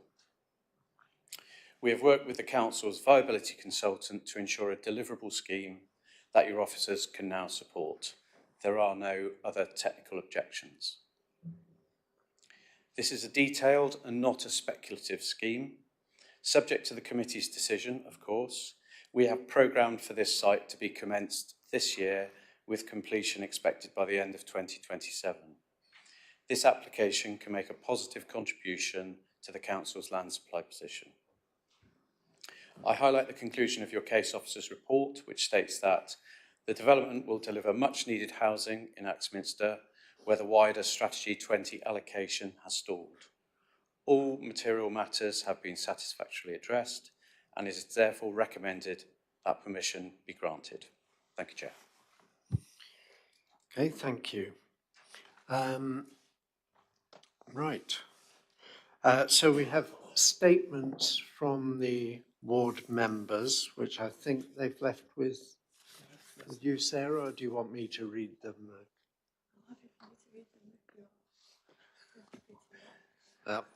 I'll read them. Sweet, I'm afraid. Okay, this is a joint comment from Councillors Sarah Jackson and Paul Hayward, who would have been here but weren't able to be. This is made solely in our roles as 2 of the 3 ward members for Axminster. There's an opening observation. The executive report to committee members admits the fact that the application is before the committee today, as 2 ward members, a previous ward member and the town council have also indicated their objection to the scheme over the last 3 years.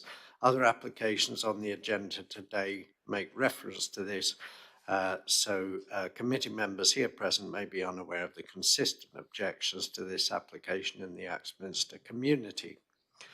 So they go on to say the planning report makes frequent reference to strategy 20 of the local planning justification for this application, but this strategy is not deliverable and therefore all the benefits connected with it, i.e. employment provision, new primary school with nursery, north-south relief road, and other social and community facilities will never be delivered or afforded by piecemeal development in this area.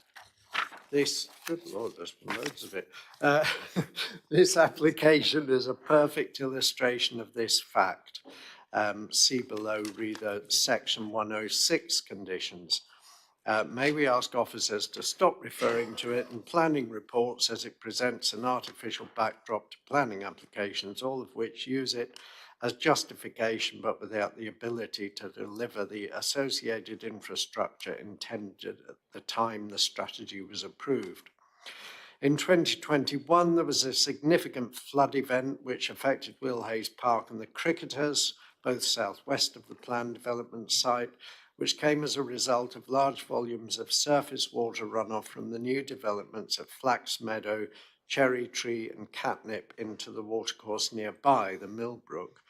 Invariably, the water from this new site will drain into that same watercourse. Closer to the development site, there's a flood risk immediately adjacent at 3 Acre Close with large amounts of surface water and rainfall coming off the green fields and flooding residential properties to the southwest. Axminster Town Council is regularly asked to provide sandbags and other flood measures to prevent residential flooding. What used to be unusually high rain events are now frequent occurrences exacerbated by saturated land. Proposed vehicle access through 3 Acre Close, with a lack of existing parking causing frequent bottlenecks, will exacerbate an existing and unsolvable problem. Additional vehicle movements and volumes will prove to be extremely challenging for the existing residents of Cherry Tree, Catnip Close and Flax Meadow, as there is only one point of exit onto the busy A358 Chard Road, just north of busy roundabout, with poor visibility at the egress junction looking north. Additional exits were considered for these estates, were promised but never delivered in previous phases of development. Therefore, everything is routed through one single junction, causing traffic congestion already on a main road, struggling with high volumes of vehicles during rush hour, holiday season, and a hazard during the school run. The access at Beaver Lane, 50 yards north, is equally challenging with poor visibility as it exits onto the Chard Road. Next, the original plans, using the adopted 25% for Axminster, was for 29 homes, so 7.25 would be affordable. But because the original designs were substandard and didn't meet nationally described space standards, the viability of the entire scheme has been challenged. So rather than build fewer houses on the site, the proposal is drop the affordable build numbers, none of which are truly affordable or social rents, down to 4, a 42% decrease on the original proposals, and which also goes against housing officer advice to not place all such tenured properties in one area on the site. What's the point of having a policy to provide affordable dwellings when it can simply be ignored when expedient to do so? I'm sure this would have taken considerably more than their 5 minutes, but anyway. These 4 proposed affordable dwellings, being 1-bedroom, 58 square metre houses, are only provided with 1 parking space, but will most likely have a couple living in them with 2 cars and a high chance of visitors, family members and guests. There's no visitor parking nearby, so just as in the adjoining older estate, residents will park on the road or on the pavements. This causes havoc for EDDC refuse vehicles. already leaving notes nearby that they cannot complete their routes, emergency vehicles and delivery vans. And if these one-bedroom houses are occupied by single persons, are we content to condemn those residents who are likely to have lower means and may need a more robust social support network to social isolation?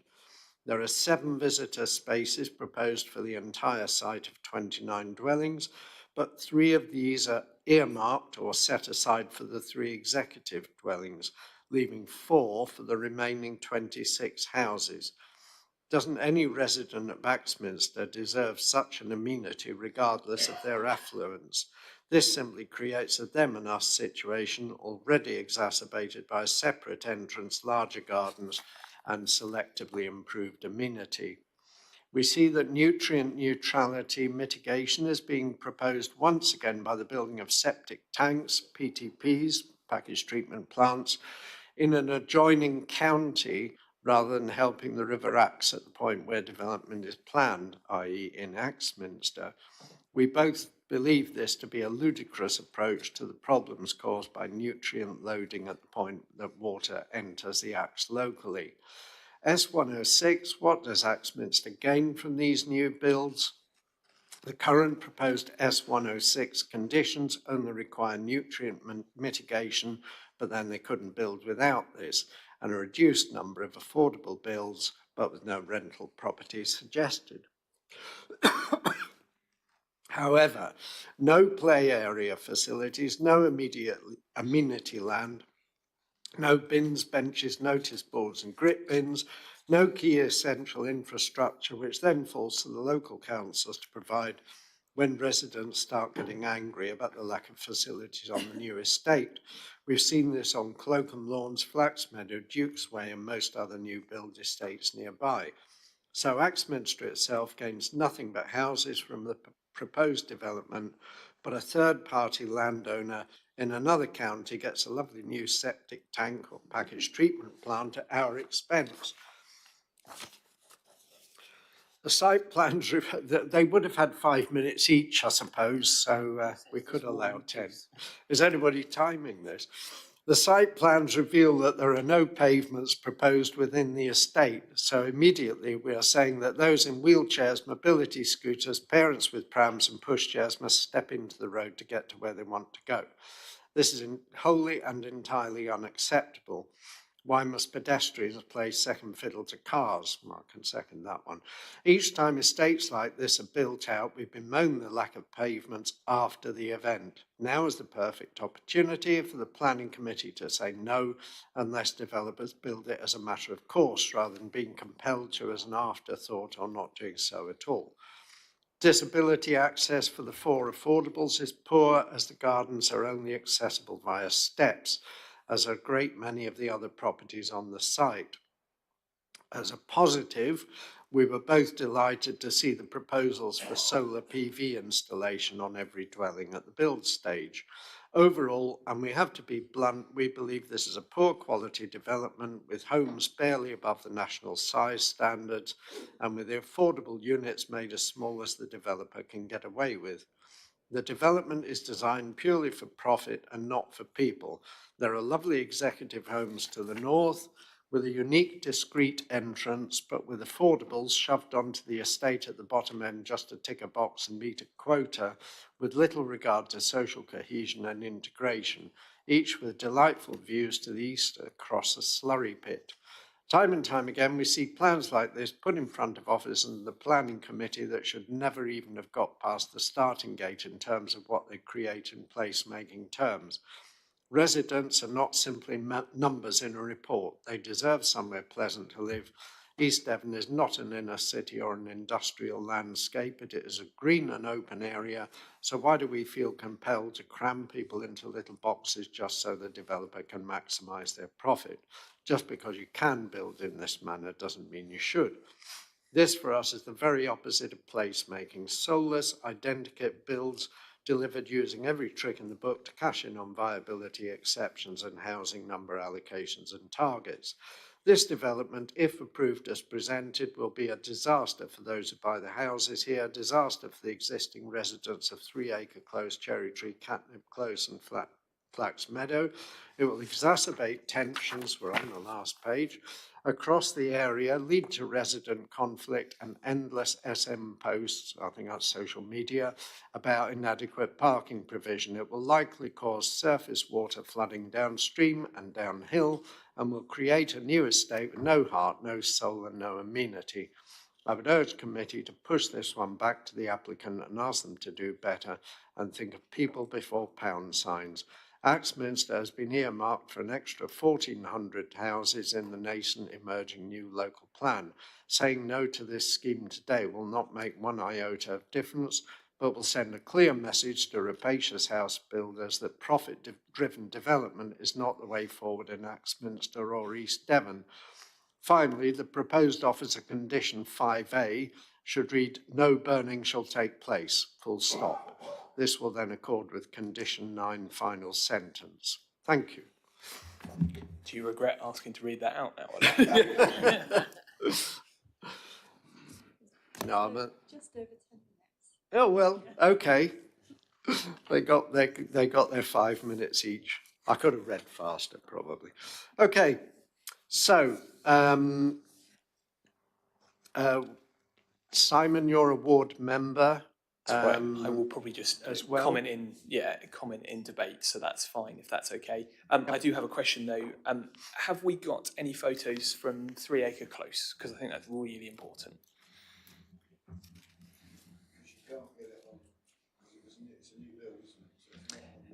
Yeah, and it would have shown something very important as well. And how badly everything's parked. You can see that on the aerial view. You can't get street view. No, because they haven't gone there. While you're still searching for that, what maybe you were asking for, Simon, was a photo. A photo from 3 Acre Close. Yeah, Chair, sorry, just to clarify, I'm afraid, apologies, I don't have photos from 3 Acre Close. I did take some, but they magically disappeared when I was putting this together. And I wasn't able to be rescued by Street View. That's okay. While you're looking for those, maybe one of the... Oh, actually, I might save that for debate. That's not really a question. I will honour the question system. Councillor Barlow. Sorry, how many? What? Why? Can you explain? Sorry, it's getting late. Can you explain why we've only got 4 social houses, please? Because the report I read was 7.2, whatever, 25, whatever, with 11,000 making up the 0.25. But now we're saying we've only got 4 because. This application is fairly old, so I think about this time last year we found ourselves in a position of having to go back to the agent to ask them to improve the nationally designed space standards on the site, which they've made a reasonably good fist of. But that does mean that they've had to re-examine the viability of the site. I mean, if you've seen the photographs and the topography on the plans, you'll see it is quite a steep site, and there's a fairly long and unusually long sort of access road to get into the site, which obviously adds into the expense. And combined with the SUDS requirements, which are fairly large as a construction, and the requirements to mitigate nutrients, which requires contributing towards upgrading drainage facilities for other persons elsewhere in the catchment. I think that's what's fed into it. It's gone through the viability assessment. We've had our independent viability consultant look at it. And yeah, we've arrived at what we've arrived at in terms of 4 on-site units and a small portion of value left for off-site contributions. And sorry, also the question about there's no pavements, that seems a fairly important thing. Is that not a standard legal requirement these days to have pavements that people can walk on, especially when there's going to be cars parked everywhere because there's no parking facilities? And also, sorry, just one, sorry, I know there's a few of them, but was it right, 54 square metres for a single bedroom house is the standard, is it? I thought it was 79 for some reason. They said it was 54 they're giving there, and if they've gone up, you're saying that they've made the houses bigger, and that's why they're really. What size were they before? I've just tried to zoom on this plan here in regards to the pavements. So there are pavements up the access road that admittedly, there is a bit of swapping of sides, presumably because of the gradient, to get up into the site, and they sort of extend as far as this. Once you get into this part of the site, you're really at a sort of cul-de-sac sort of end of the development, and the proposal really is just to have a shared surface arrangement. There is a linking footway up to this site here as well, and this is, this is going to be off. Sorry, yeah, I can't zoom and laser at the same time. So the pavements on the access road run down here, and they do swap sides, as I say. I'm guessing because of the gradient in different places. Once you get up to this point here, you're kind of at the terminal end of the road, really, where hopefully speeds are low. You're into more of a shared surface sort of type of feel of development here, which can work. There's no objection from the County Highway Authority in relation to that particular point. It's not unusual to have shared surface areas in developments in different places. And you had another point about, was it parking? And the size of the house. The size of the houses, sorry. I can't recall what they were before, but I have noted in the report, I think about 22 of them didn't meet the space standards previously, and it's now only 2, and they're short by about 5 square metres. Yeah, I mean, the size of one-bed units in terms of space standards, it is fairly modest. They meet that. But, the majority of them now do meet the standards, so we've been in a difficult position to say that they weren't good enough in that respect.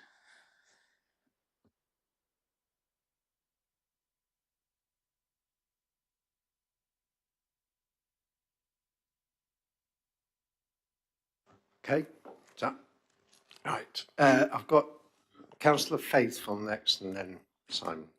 Thank you, Chair. Just a bit curious, a bit off track maybe, but what is the situation with the Axminster bypass, which we don't seem to be getting? Is there any sign of it at all?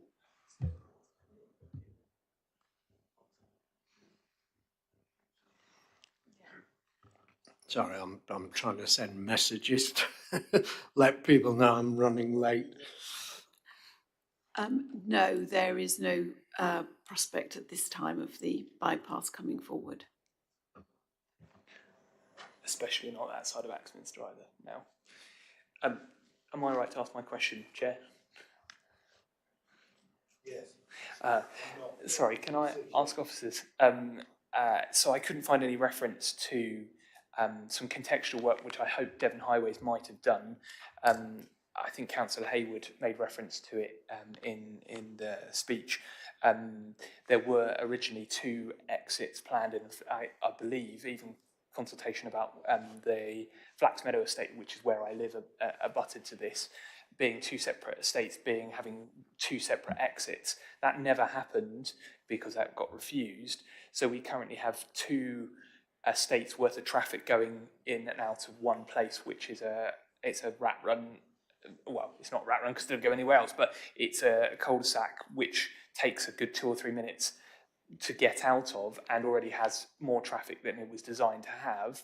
My question is there any reference I might have missed in the report, having somebody done that research to mitigate? Because obviously if we add this in, that's a 3rd estate coming into a junction that was only designed for 1 estate. Chair, no, there's not any reference to that. It's not a matter that County Council have raised as a matter of concern in relation to the development. Therefore, we have to conclude that they don't see it as an issue that we ought to be objecting to. Okay. Any further questions? Councillor Hall. Can I just ask about I think it's 2 properties that don't meet the minimum space standards? Is that it doesn't meet all aspects of minimum space standards, or is there just one particular element? I don't know if it's still valid now, but there used to be that you could have a slightly smaller property if there was what they called clever storage, I think, or something like that. But obviously within minimum space standards, there's sizes of rooms, widths of rooms, all that type of stuff. So I couldn't quite measure on an iPad what the sizes of the things actually are, the rooms, etc. I mean, this isn't a standard that we currently have as a local plan policy. I know it's coming forward in the plan, and we've had some success at appeals. So at the moment, we're doing a sort of very headline level sort of assessment as to whether they meet the standards, just in terms of the basic floor area. We haven't yet started going into the more detailed analysis of cupboards and stairways and things like that. So the two that don't meet it, I think they're, as I said earlier, I think about 5 square metres short. And I think on the plan, if I recall correctly, it might be one of, no, plot, house type E44, isn't it? Oh, God, this plan isn't showing it. It's one of the market units, certainly. 3-bedroom open market unit. But we're just assessing these on a very sort of top level basis at the moment. Does it meet the headline space standard or not? We haven't yet started analysing it in its full extent. Ian? Yeah, go on. Sorry. So are you saying that because this was back in 22, 21, whatever it was, we will be judged on that date's rules, not now, even if we were to reject it? So in other words, are you telling me that if it was to go to appeal, if we were to reject it, or if we were to defer it for them to come back with a better design, like we did with the one in West Hill, are you saying that if they did come back, they could appeal it, and the appeal judge would have to judge it on 21, or would he look at it on today's 5 years, 4 years later, and say, no, this is too small? So the standard wasn't in effect back when this was submitted, so we had to pick it up as an issue later on in the application. Once as a council we started making decisions using that standard. So any decision we make today would be in relation to the standard as it is now. Any appeal decision would be made in relation to the national standard as it exists now. The reason I'm not too concerned about the shortfall, just 2 units here, primarily is because, I mean, it's certainly been improved from where it was, and we are in such a perilous position with our land supply position. I'd not want to go to appeal on the basis of 2 houses missing 5 square metres at the moment. Even though we've had success on standards on appeal recently, I think in relation to this development, this application, I'm not sure that would be wise. If I could just add on to that. So I think we've also looked at this pragmatically in the fact that East Devon Council wasn't applying nationally described space standards when this application first came in. There's been a lot of delays in the determination, primarily due to neutrality. And we finally sort of there's a solution has been found to that. And in the meantime, we have as a council started seeking to deliver the sort of the base standard of meeting minimum floor space, but acknowledging it's not formally part of our adopted policies, it is in the emerging policies. And to be fair, we've been pretty successful in getting applications upgraded and improve some of those older ones. And in this one, we did go back and say, look, I'm really sorry. I know this is, we're quite down the line here, but we do feel you need to address this. So the applicant has amended the plans with the exception of those 2, but it has had a knock-on impact on viability, and that has had an input into the amount of affordable housing that's coming forward on the site. I think as officers, we felt the view that we'd reached the point, because this is a more challenging site to deliver than many of the other sites that we've been considering, because of topography, because of nutrient neutrality being 2 key issues, that it is that viability is a bit more challenging here. So I think we felt we'd pushed it as far as we could in terms of getting a reasonable, an acceptable level of development, but also wanting to make sure we're delivering as much affordable as we can on the site. Okay, thank you. And one final question. Why aren't we allowing more cars to use the top other than the three houses? Access onto the road system, into Beaver Lane that I went up and looked at yesterday. Chair, the lane at that point is more akin to a country lane, I would suggest, and I mean maybe that answers the question. I mean it's I wouldn't want. I haven't got the highway authority here to help me answer the question, but if I forward to the photograph I showed earlier, I can give you an idea of the condition of the lane. The width of it is fairly limited. There's no footways, which members were mentioning earlier. Sorry, I'll get there in a minute.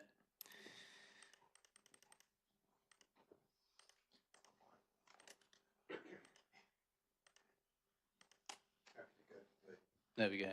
That's what it looks like. It's adopted. So the access would be single width at that point. Yeah. Yeah. Okay. So yeah, not suitable for the whole estate, but perhaps for that small unit. Okay.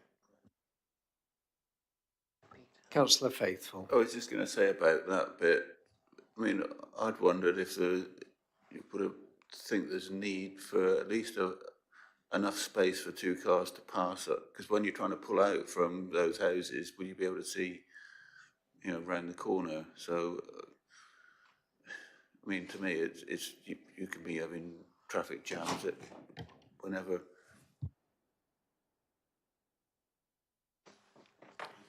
Yep. The lane continues down though, doesn't it? It's not just for these houses. It's only a lane until he comes down to the junction of the, whatever it's called. Well, if you go up, there's one.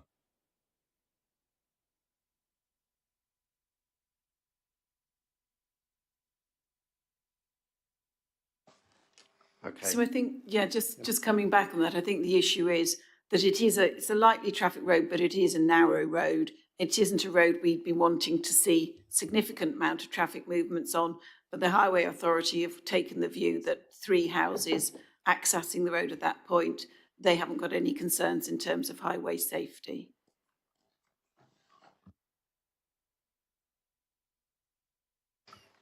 Okay. Any further questions? Okay, we can go into debate. We'd like Councillor Smith. Yeah, I think what's coming ever clearer is that because of all the constraints, and it's becoming less and less viable, this site. So they keep having these constraints, and then they try to change something to make it more viable for the developer, which is natural to do, and then they keep getting more and more farcical solutions to that. So restricting it to only 3 cars is the only solution they can do for that to get it past highways. Coming into 3 acre close is not really an option at all, but they weren't given a choice. And then the route itself is crazy because even its route that's projected on there is still having to navigate crazy elevation. So that's not sustainable either. I don't really, you've already heard my concerns about access and space standards. It is a real shame we didn't get to see a photo of 3 acre close because you could see yourself. I know Ian went to visit the area, but you could see yourself what kind of what you're welcomed with when you have to get to 3 acre close and the traffic there. So I would be looking. I'll listen to a bit more debate, but I'll be coming back if you can come back to me later on, and we might have another pop at another outcome for this application. Okay. So you're saying you don't think the site can be delivered? Yeah. Okay. Councillor Haggerty. Councillor Smith took my words away then. With 25 dwellings, if every one of them had a car, I think little and all 2, that's going to make this site totally unsustainable. I don't think it can take place. I think really it's got to go back and be thought again about something.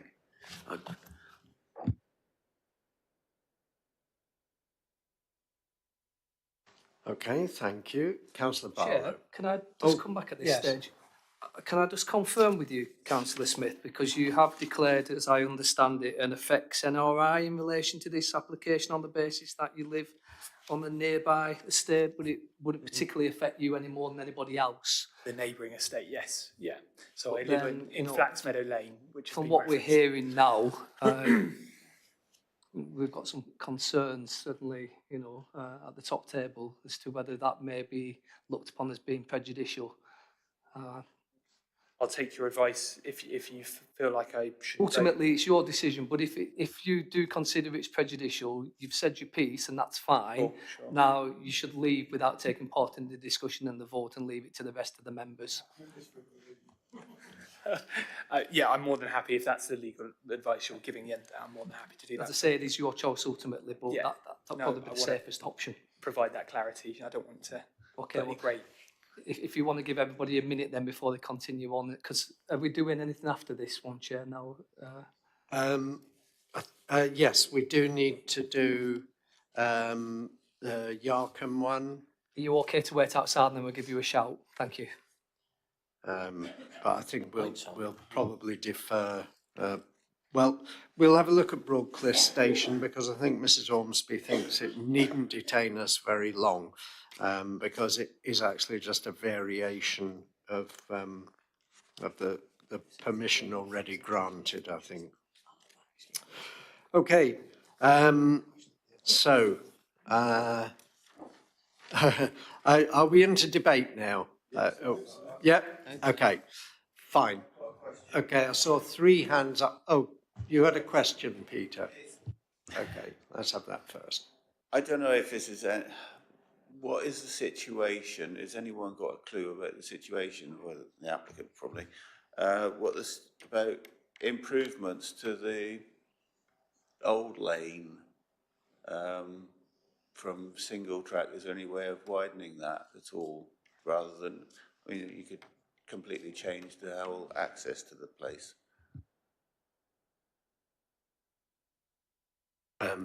It's certainly not been put forward, and it could well be that there are constraints to do with land ownership or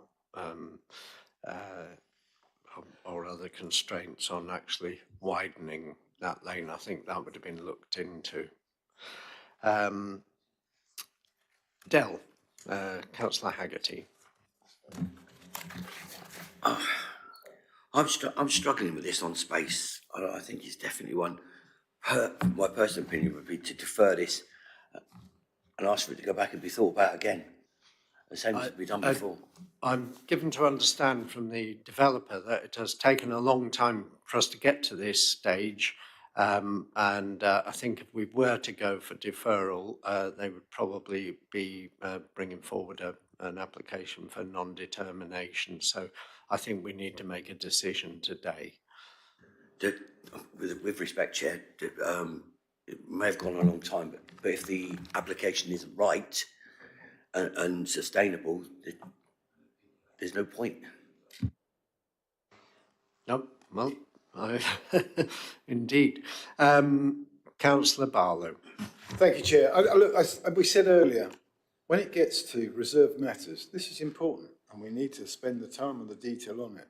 And I'm like Councillor Haggerty and Councillor Smith said earlier, you know, this is pushing the boundaries just because we're trying to squeeze something in.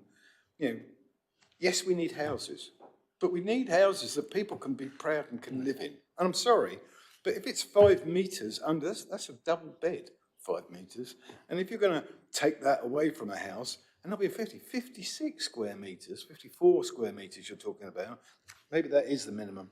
But it just seems like, okay, we'll squeeze in the very, very smallest we can, and then that makes it doable. Well, do you know what? If it's not doable, it's not doable. And I think there comes a point where we need to stand up. It's not just about we need houses. We need houses that people want to live in.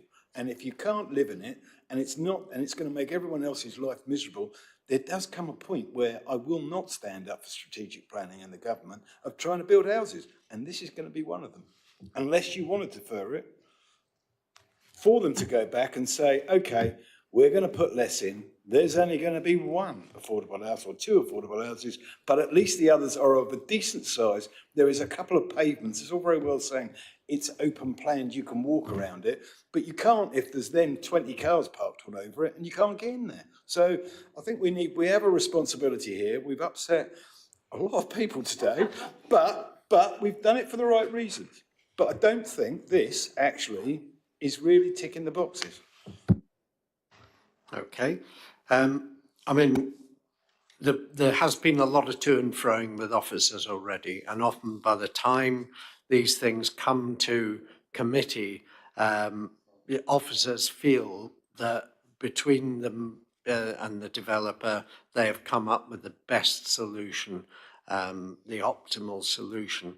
And, you know, in terms of nationally described space standards, yep, I mean, they are absolutely desirable, but if developers choose to build smaller places, it's buyer beware, isn't it? You know, you have to make a decision whether you can live in that space and perhaps pay a little less for it, which is, you know, the kind of decision we make all the time. Okay. Any other speaker? Councillor Ragg. Oh, right. I don't know, members might recall at the last meeting, there was an application in Honiton where I was afraid we were dropping standards by possibly approving a smaller property for development, and I really don't think we should be dropping standards, and we stuck to our guns on that one, and that one was refused, which I was quite pleased about, that we are maintaining standard. And I understand what you're saying about the officers trying to make the best of a bad job, really, come out with the best solution. But as I've said before, we had the conversation, you and I, Chair, it's not always the buyer, it's the person who occupies that property who has little choice in it. So I still think we should, this is a difficult one for me, I do think we should stick to our standards, but I do understand the officer's dilemma as well, you know, it's a bit of a tightrope. Okay, thank you. Councillor Jenny Brown. Yeah, it just is. It's this road going into that is costing so much money to do a road that long that's what's having to take the money away from the houses. And also, this has only got a few parking spaces. Is it classed as town centre?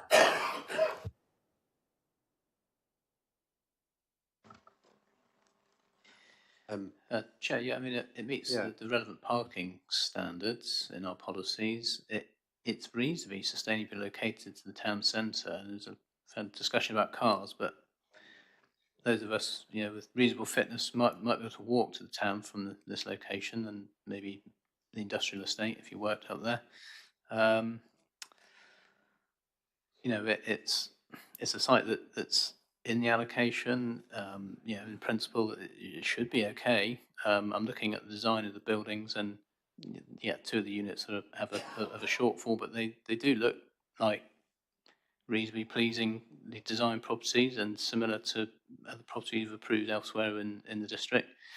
You know, we've got a real shortfall in the housing land supply and the affordable housing delivery as well. We're very behind on that.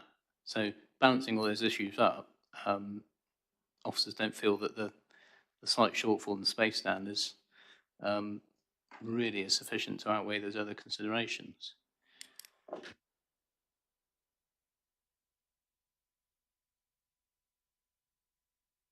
Getting a phone call from Axminster there. I don't know who that was. Okay, Councillor Faithful. Well, I've just been looking on Google Street Scene for distance, and I make it about 1 kilometre. By the time you've wrangled your way up to that site, It's about 1 kilometre, so I don't know how much of close to the town centre that is. Okay. So if I could just come back, just to confirm, the scheme is policy compliant in terms of parking provision, and in addition, there's visitor parking provided. So, and this is, it's a current allocation and a proposed allocation. So in terms of the principle of development, I think that, you know, that is fully supported by both the adopted and the emerging local plans in terms of a location. As I said, it's compliant in terms of parking.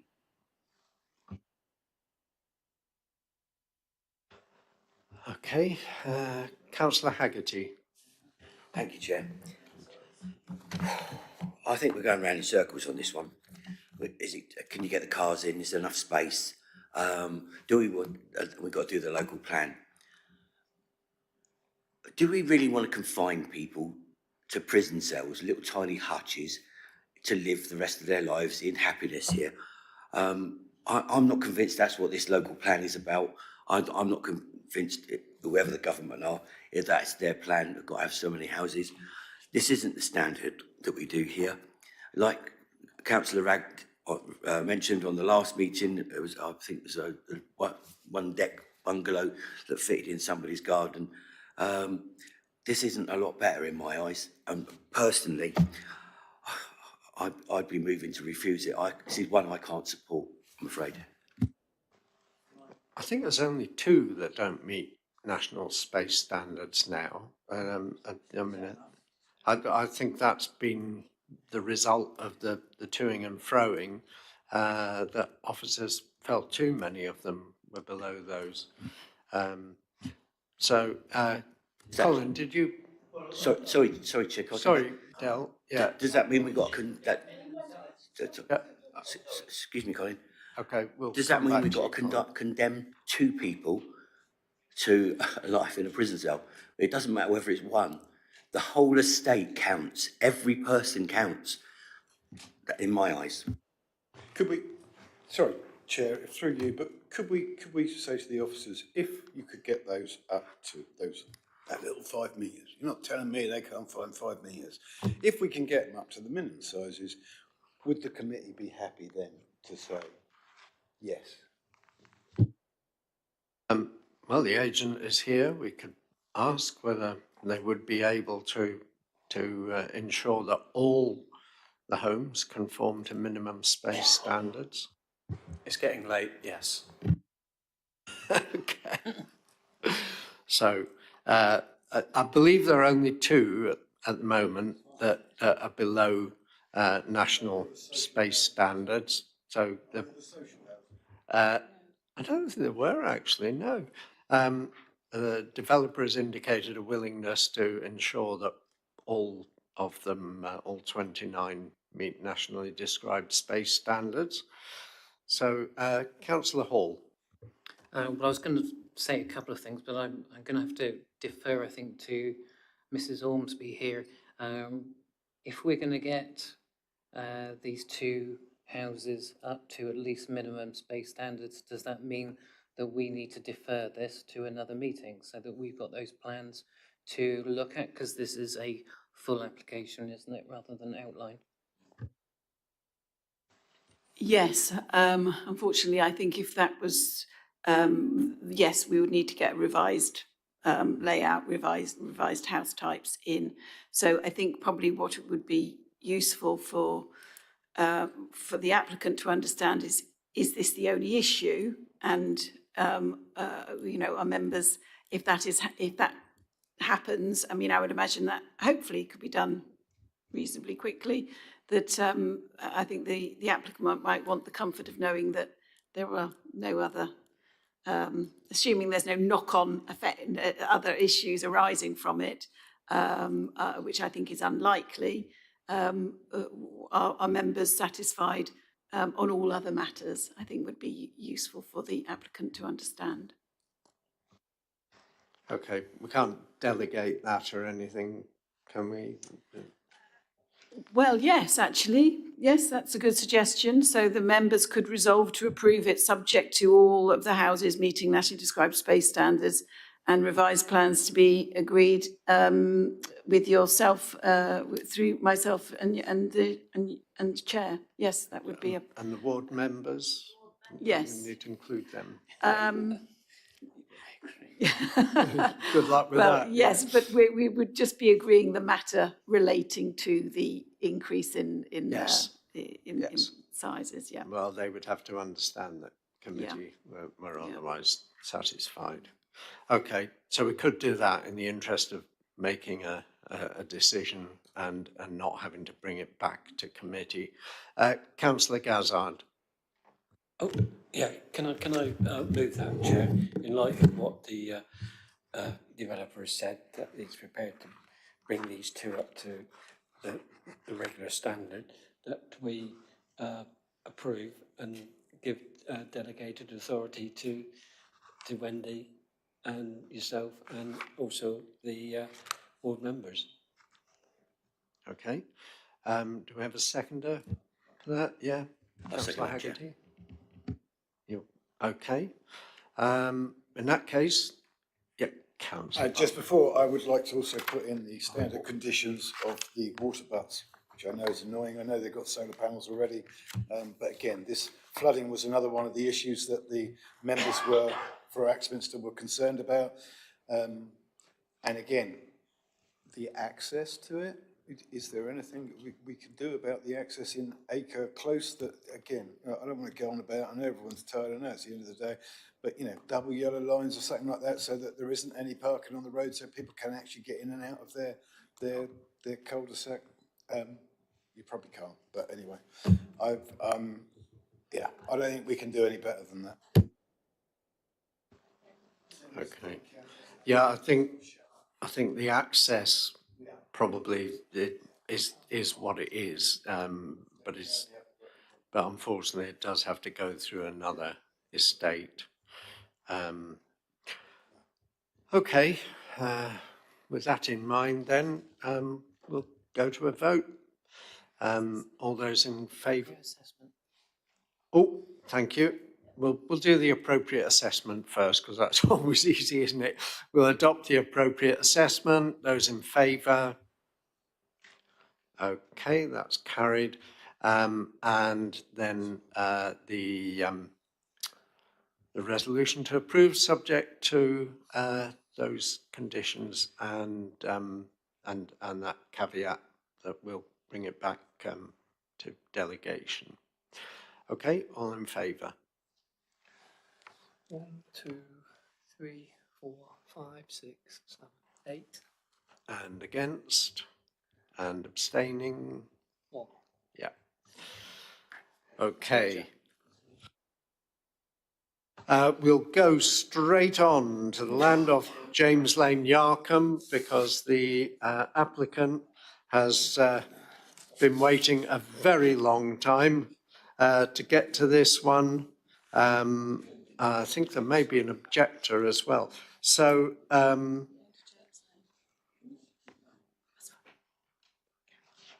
yeah, go ahead. What is... Do you know what the quorum is for planning, Sarah? Oh, Sarah's just checking. Okay. In the meantime, we'll hear Jeremy's report on this one, which I think is just a slurry tank, isn't it? I wouldn't say just. Good question. 397 to 409.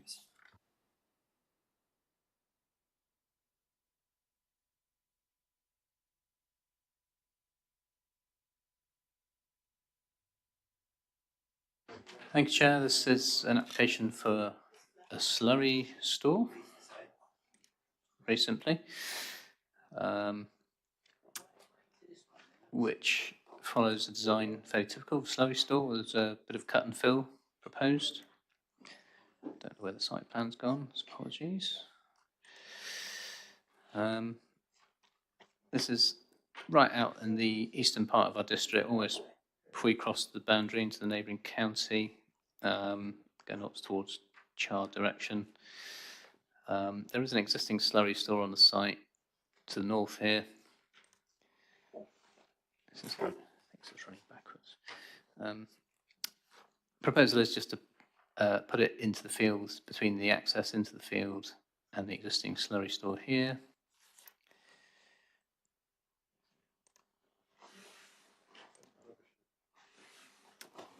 So you can see the existing slurry store profile just here at the top of this hill.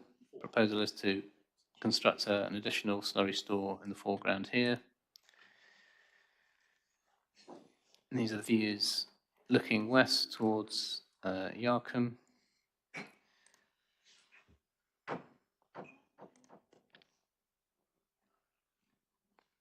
This is the access into the site. So this is with your back to the existing slurry store, looking at the site of the new one. There's another view of the existing slurry store. There's the access. And actually from the lane, you can just see the existing slurry store in there. There's the gate. So there's reasonably good vegetation at the site, screening the existing slurry store. Site is in the national landscape, as you probably realised.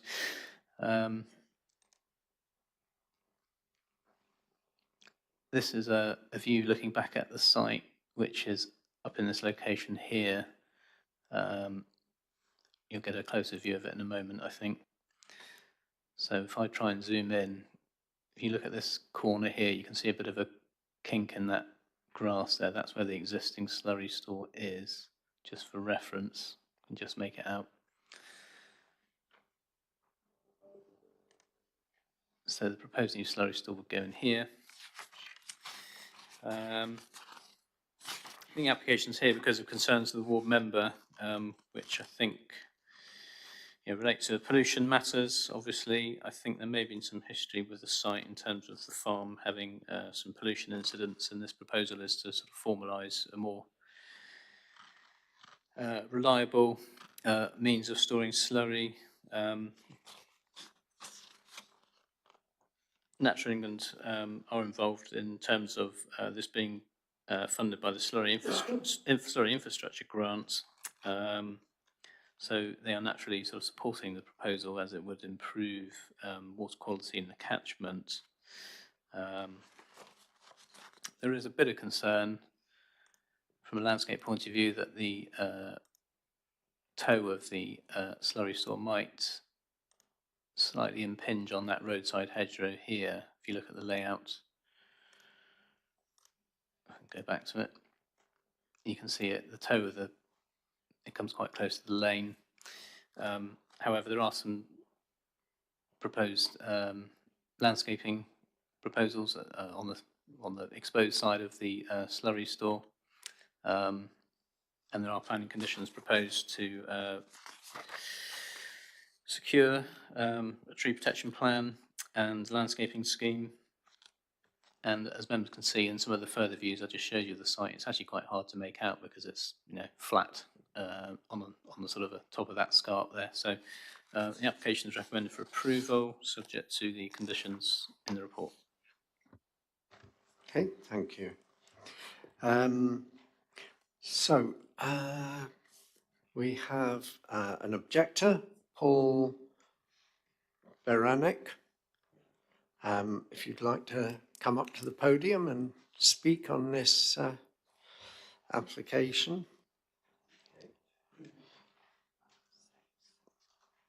Good evening. You just press one of the buttons. Okay, thank you. I'll be quite short. I'll just read out what my objections are. I live in Yarcombe. I live off James Lane. And so I have an interest in this. As I see it, the proposal is for an unlined, uncovered slurry pit at the top of the hill in an area of outstanding natural beauty, the Blackdown Hills. This invites the potential of another Coombe St Nicholas environmental disaster. That slurry pit was built by the present proposer. So basically, he's building another one because of what happened at Coombe St Nicholas.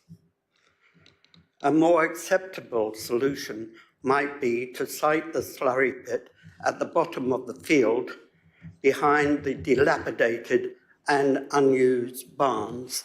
You have no pictures of that, but the field goes down to barns near the road.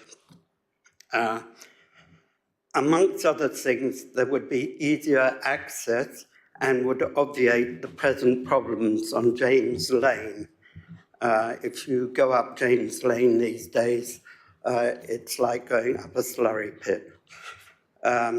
And of course, if it was sited downhill, the risks of flooding would be reduced.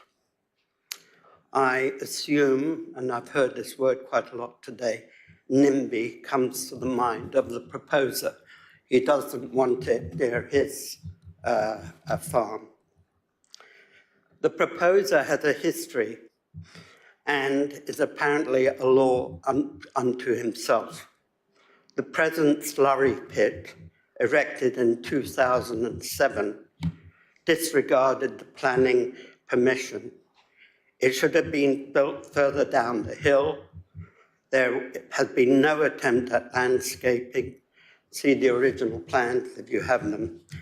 Because it is uncovered, it is a death trap for wildlife. Whatever the committee decides, there needs to be a careful monitoring to make sure that the obligations are fully met by the proposer. Thank you very much. If there are any questions. Okay, thank you. We'll bring you back if members come up with any questions. Just switch the mic off. Yep. Thank you. Thank you very much. Okay, next we'll hear from the agent, Ryan Doble. Good evening, Chairman and members of the committee. The applicant has asked me to speak on their behalf regarding the planning application before you today. The applicant has applied for planning consent for an additional earthbank slurry lagoon in order to support their farming business. The lagoon is appropriately scaled for its intended use, with the main enterprise at Crawley Farm comprising a commercial dairy farm alongside the rearing of beef young stock, which are reared through to 12 to 18 months of age and sold as young store cattle at a local livestock market.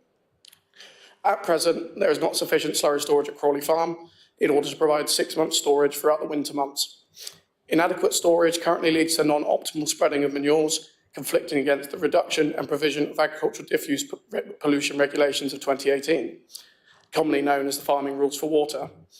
Specifically, Rule 1 of these regulations requires agricultural holdings to plan the application of fertiliser and manures to ensure that nutrients applied do not exceed the crop or soil need.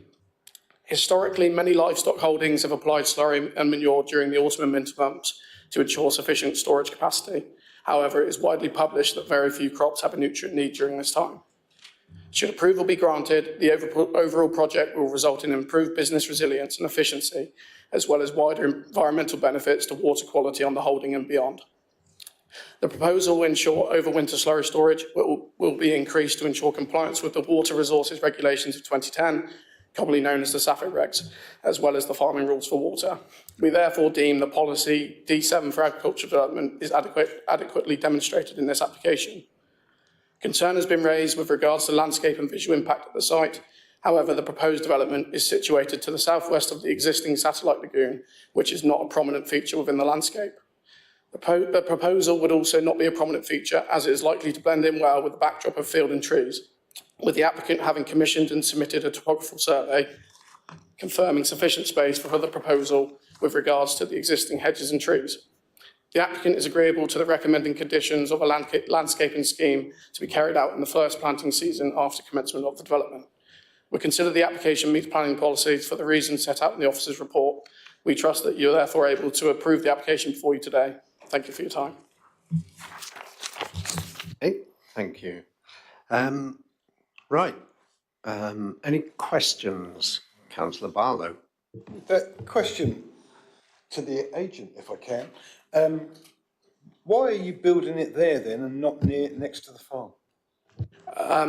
Due to the flood risk zone of the farm, increasing the likelihood of a pollution risk with the slurry at the site. Whereas the proposal is next to the existing lagoon, which was approved in 2007, and currently the provision of having slurry in that location works for the farm and the holding. And sorry, is there any truth in the matter that the present lagoon is in the wrong place, subject to its 2007 thing, or have we not checked that?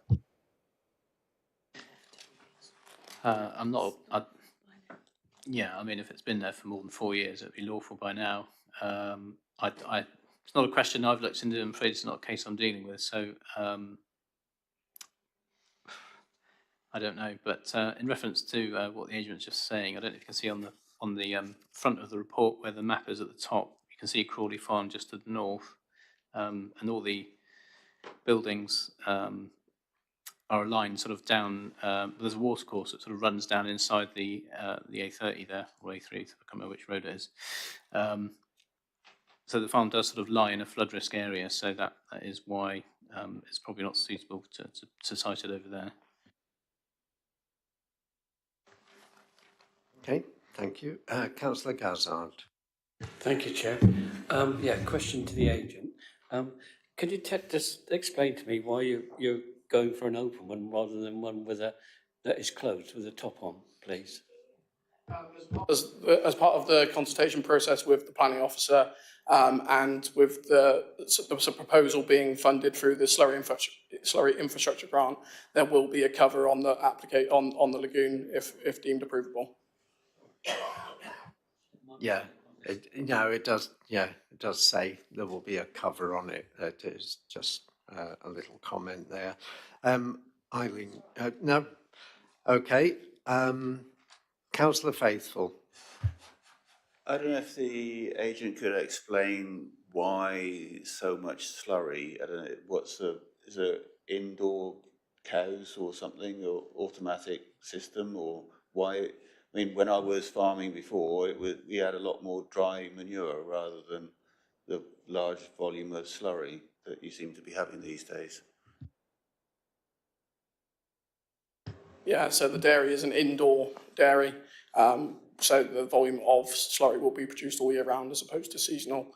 Solid manures don't need to be stored in a lagoon such as that. They can be stored outside in field heaps or in a manure store if required, but this is purely for slurry. Lightly fouled water has now been classified as slurry, so parlour washings, etc., now have to be stored within the lagoon as well. Okay. Councillor Barlow. Happy to make a recommendation when you're ready, Chair. Okay. Do we have any further speakers or questions? Okay, go ahead, Ian. Happy to recommend, Chair, as per officer's recommendation on this. Okay. Second that. And Second that, Chair. Seconded there's by been no Councillor objection Ray. from the environmental health officer. No. And it's being covered by an impermeable cover, so there can be no objection to it. Okay. Thank you. So that's proposed and seconded for approval. Have we got an appropriate assessment to deal with on this one? Peter? I'd like to see can we ensure that the cover is put on, because I don't particularly like open storage like that. So if we can push for that, that would be good. I think the Chair, environmental condition health seven, officer. condition 7 requires that to be fitted. Can I just ask, was there a condition on the previous allocation, because the one that we saw didn't have a cover on it? I'm afraid I don't know. Well, again, this all comes down to the same thing. I think got to enforce what we say is going to happen. No, I think standards have been updated actually. So I think more of them are now recommended to have covers. But at least this one will. So With that in mind, with the conditions as listed, all those in favour? 1, 2, 3, 4, 5, 6, 7. Unanimous. Unanimous. We've got 7. The quorum is 4. So, okay. Right, in that case, can we just deal with Broadcliff Station now? Because it's only come back to committee because there's been a slight change in the, it's page 355, by the way. It's already been approved, it's just that the S106 has been challenging, and so the contributions for, is it affordable housing, Wendy, is that what's gone wrong? For affordable housing and also the contributions required are for affordable housing. Well, it's more than that. It's general infrastructure provision. Perhaps if I just go through and just explain. I'm just having a quick look because the officer. Yeah, it was supposed to be James was going to present this one, but he's. I think. Well, he was going to come in specially for it, and I think he's probably been advised that it's not going to work because he had time constraints. Okay, so I was just flicking through. So most of the presentation, I think, is from the previous presentation when this would have been brought to committee and when we were considering the merits of the proposal. So this scheme, so it's a proposal, and I should first make it clear, just because it's been pointed out to me, it isn't clear in the report, that the applicant is Councillor Sarah Chamberlain. So just for transparency, just making sure that everybody is aware of that fact. On the 30th of September 2022, Planning Committee resolved to approve the development of the site at 6 Railway Terrace for 7 dwellings, and you can see the site there outlined in red. And that was resolved seeking a necessary legal agreement that at the time it was anticipated was going to deliver the full. Is it possible for me to get a lift back to Otley? Because the last bus back to Otley is about to go. Yeah, I can do that, Peter, if nobody else can. What about you, Steve? Are you? Oh, you're going back with Matt. Okay. So at the time when the resolution was made, it was anticipated that about £200,000 worth of contributions would be coming forward through a Section 106 agreement. And subsequently, I think the site has been put on the market, etc., and it's become apparent that it's become apparent before the decision is actually issued. So we still haven't issued this decision. So this isn't a variation of 106. It's revisiting a planning permission that has not yet been issued because the Section 106 was never signed. Because it became apparent, it was argued but from the applicant that it was not viable to deliver the quantum of financial contributions that were requested. And there's been ongoing negotiations on this to this effect. The applicant came back saying that they felt that no contributions were going to be viable.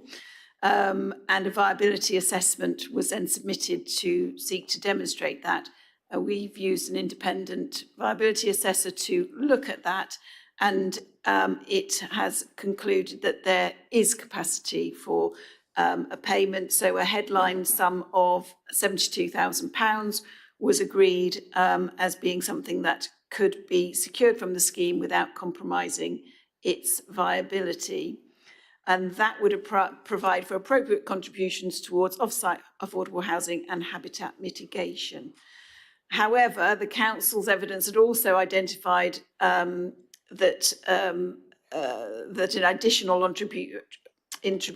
contribution could also be secured towards other infrastructure in the town. And negotiation again brought that to a figure of £28,000. So bringing the total to £100,000 of contributions, and that would be split up towards meeting in full the habitat regulations mitigation payments, because that's not that is something that is an absolute requirement, and then the remainder would go as a affordable housing off-site contribution. And I think so in addition to considering the viability, officers have also considered that the formula that was applied to calculating those contributions is based on the Cranbrook plan, and much of the development that comes forward in the Cranbrook area are very large scale developments that obviously have the benefit of developing in scale. So what a 400 scheme from Persimmon can afford is proportionately going to be quite different to a scheme that is just delivering 7 houses. So on balance, it was felt that it was a reasonable solution, challenged robustly through viability, but also recognising that it's potentially unreasonable to be expecting some small schemes like this to be able to deliver the same amount of financial contributions as larger schemes. And so on that basis, this is recommended for approval. So nothing else in the scheme has changed. The only difference is that the terms of the 106 are now changed, and I'm just looking to find them in the report. I think it's at the end of the Page 390. I've actually just got the report without the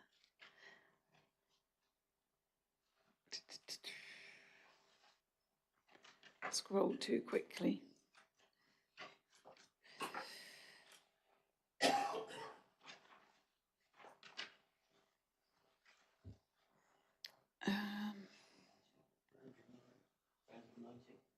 So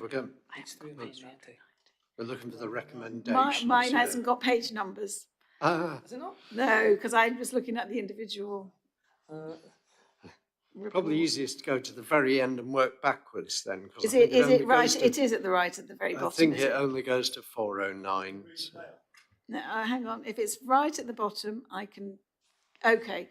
Recommendations updated February 2025. So the recommendation is now to approve the appropriate assessment, to approve the application set to a Section 106 legal agreement that secures the contributions are set out. So off-site financial contributions towards SANG delivery, which would be 17,044, the 10% biodiversity net gain, off-site affordable housing contribution of 57,000, off-site financial contribution towards education of 16,000, and off-site financial contributions towards town centre amenities of £10,000, and subject to the conditions as set out, which are as previously cited. Okay, and it's just outlined at this stage, isn't it? So, so it'll come back for. Yes, I'm sure you're right. I'm just looking for the reference number. Yeah, yes, it is. Okay. So, any questions, Councillor Hall?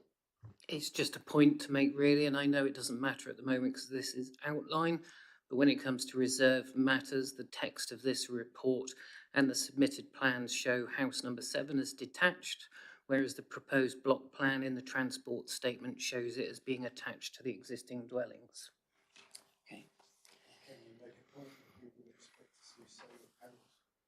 Sorry, can you make a point, just in case anyone's watching, Councillor Chamberlain? We will expect to see water butts and solar panels on the houses.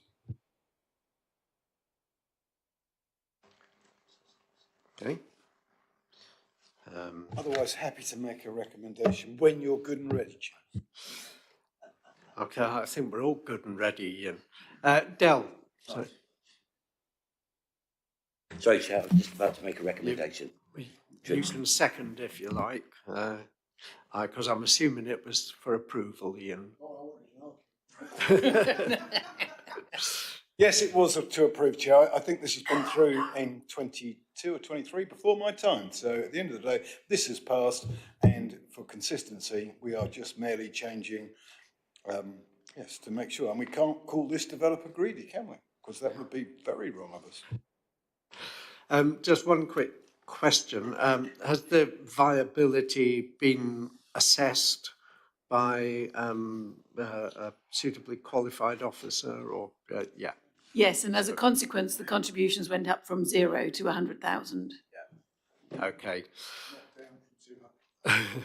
So, yes, but it's a compromised position, halfway. So, do we have any further speakers on this one? No. In that case, we have a recommendation to approve, seconded by Councillor Haggerty. So all those in favour? And the appropriate assessment as well. Oh, Put it all together. Yeah, and approve the appropriate assessment. Unanimous. Yeah. Lovely. Okie doke. And that brings our meeting to a close. Thank you for your patience. Thanks to all the people who came and were also very patient. And we will review this in future and look to see how many applications we're trying to get through in one meeting. Yes, the nature of